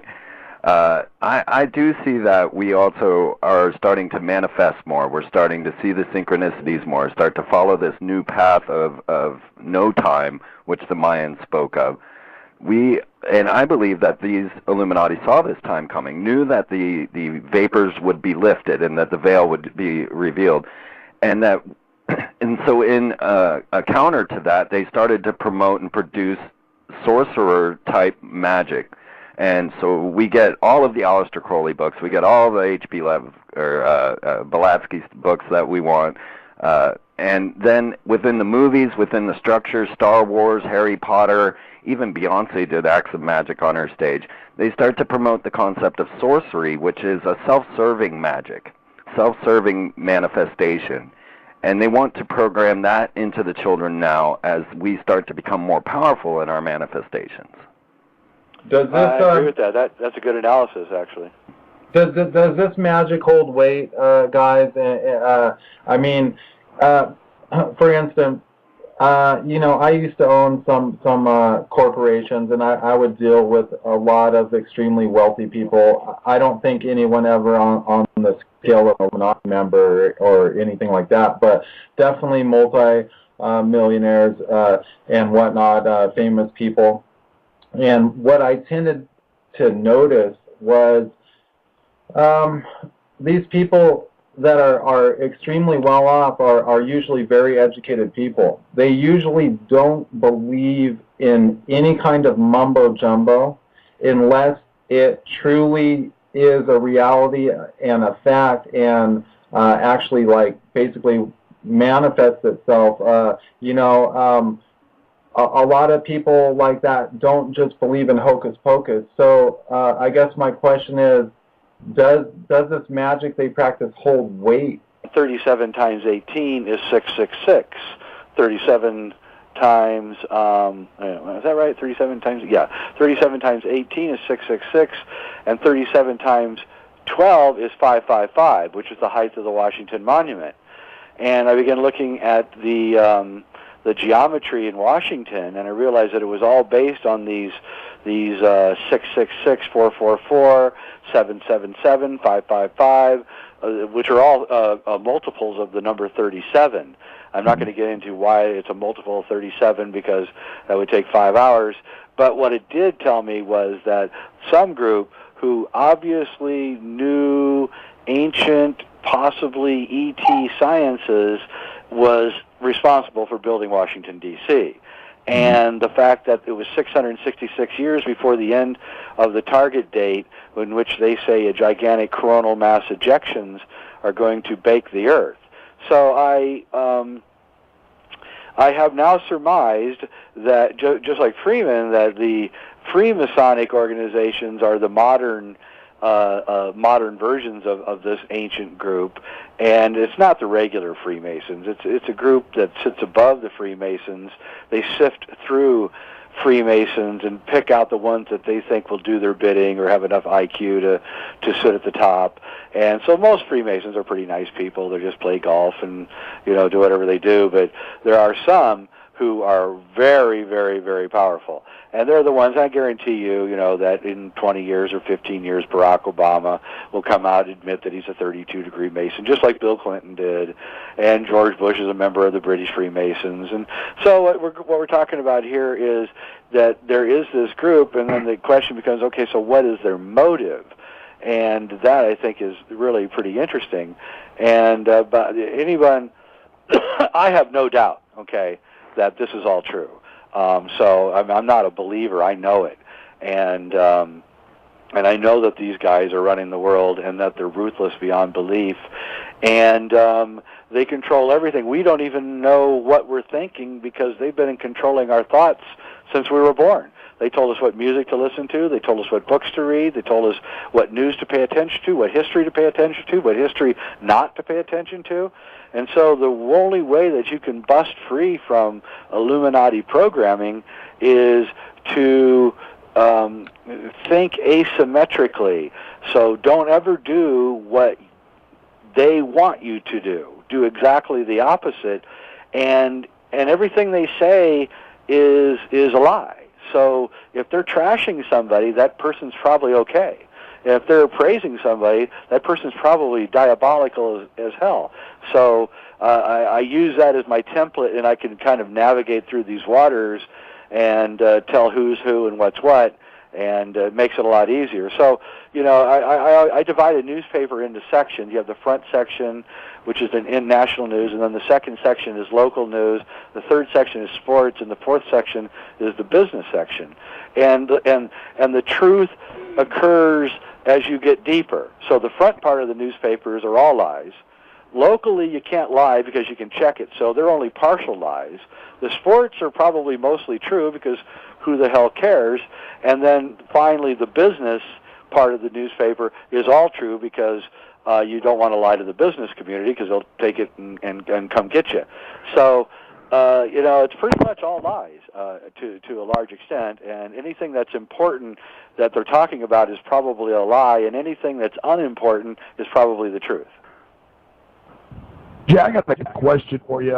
Is it an accident that more and more people are awakening to this type of programming, such as the Illuminati conspiracy and all the other things that we get into when you research the New World Order and Freemasons and whatnot? Area, so Oh, nice. maybe it's something about the Midwest gives you a practical outlook, and you can see things as they really are.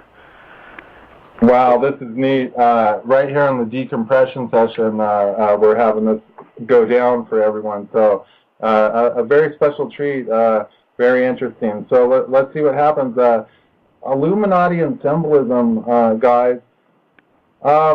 Freeman, why don't you start out on this, and then let's let Jay expand on it.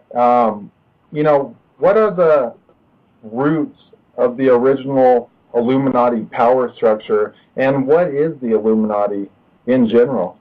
Roots of the Illuminati. Well, okay, it's a very curious thing because this is a very young science that we're dealing with here, the conspiracy theory of the Illuminati.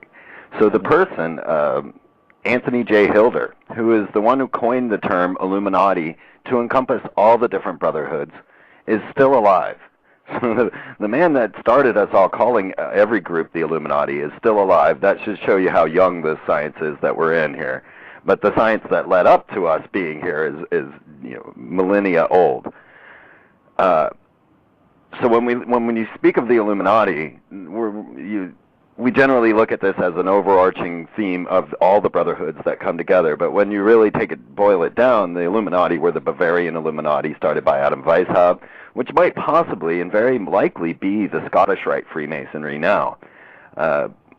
But when we start to look at what we're dealing with, what really clued me in, and I don't know if this is off the question, but when I started into my understandings of the conspiracy, and I was taking it pretty straight and normal, Waco, you know, something obviously wrong there, using military tactics on national Americans, and very open to just the normal conspiracy theory, but then it started to expand with the corporate logos, with understanding the Freemasonic connections to the creation of America, to the very name, the title America, actually standing for Venus within the Templar regions, the Templar origins of the word.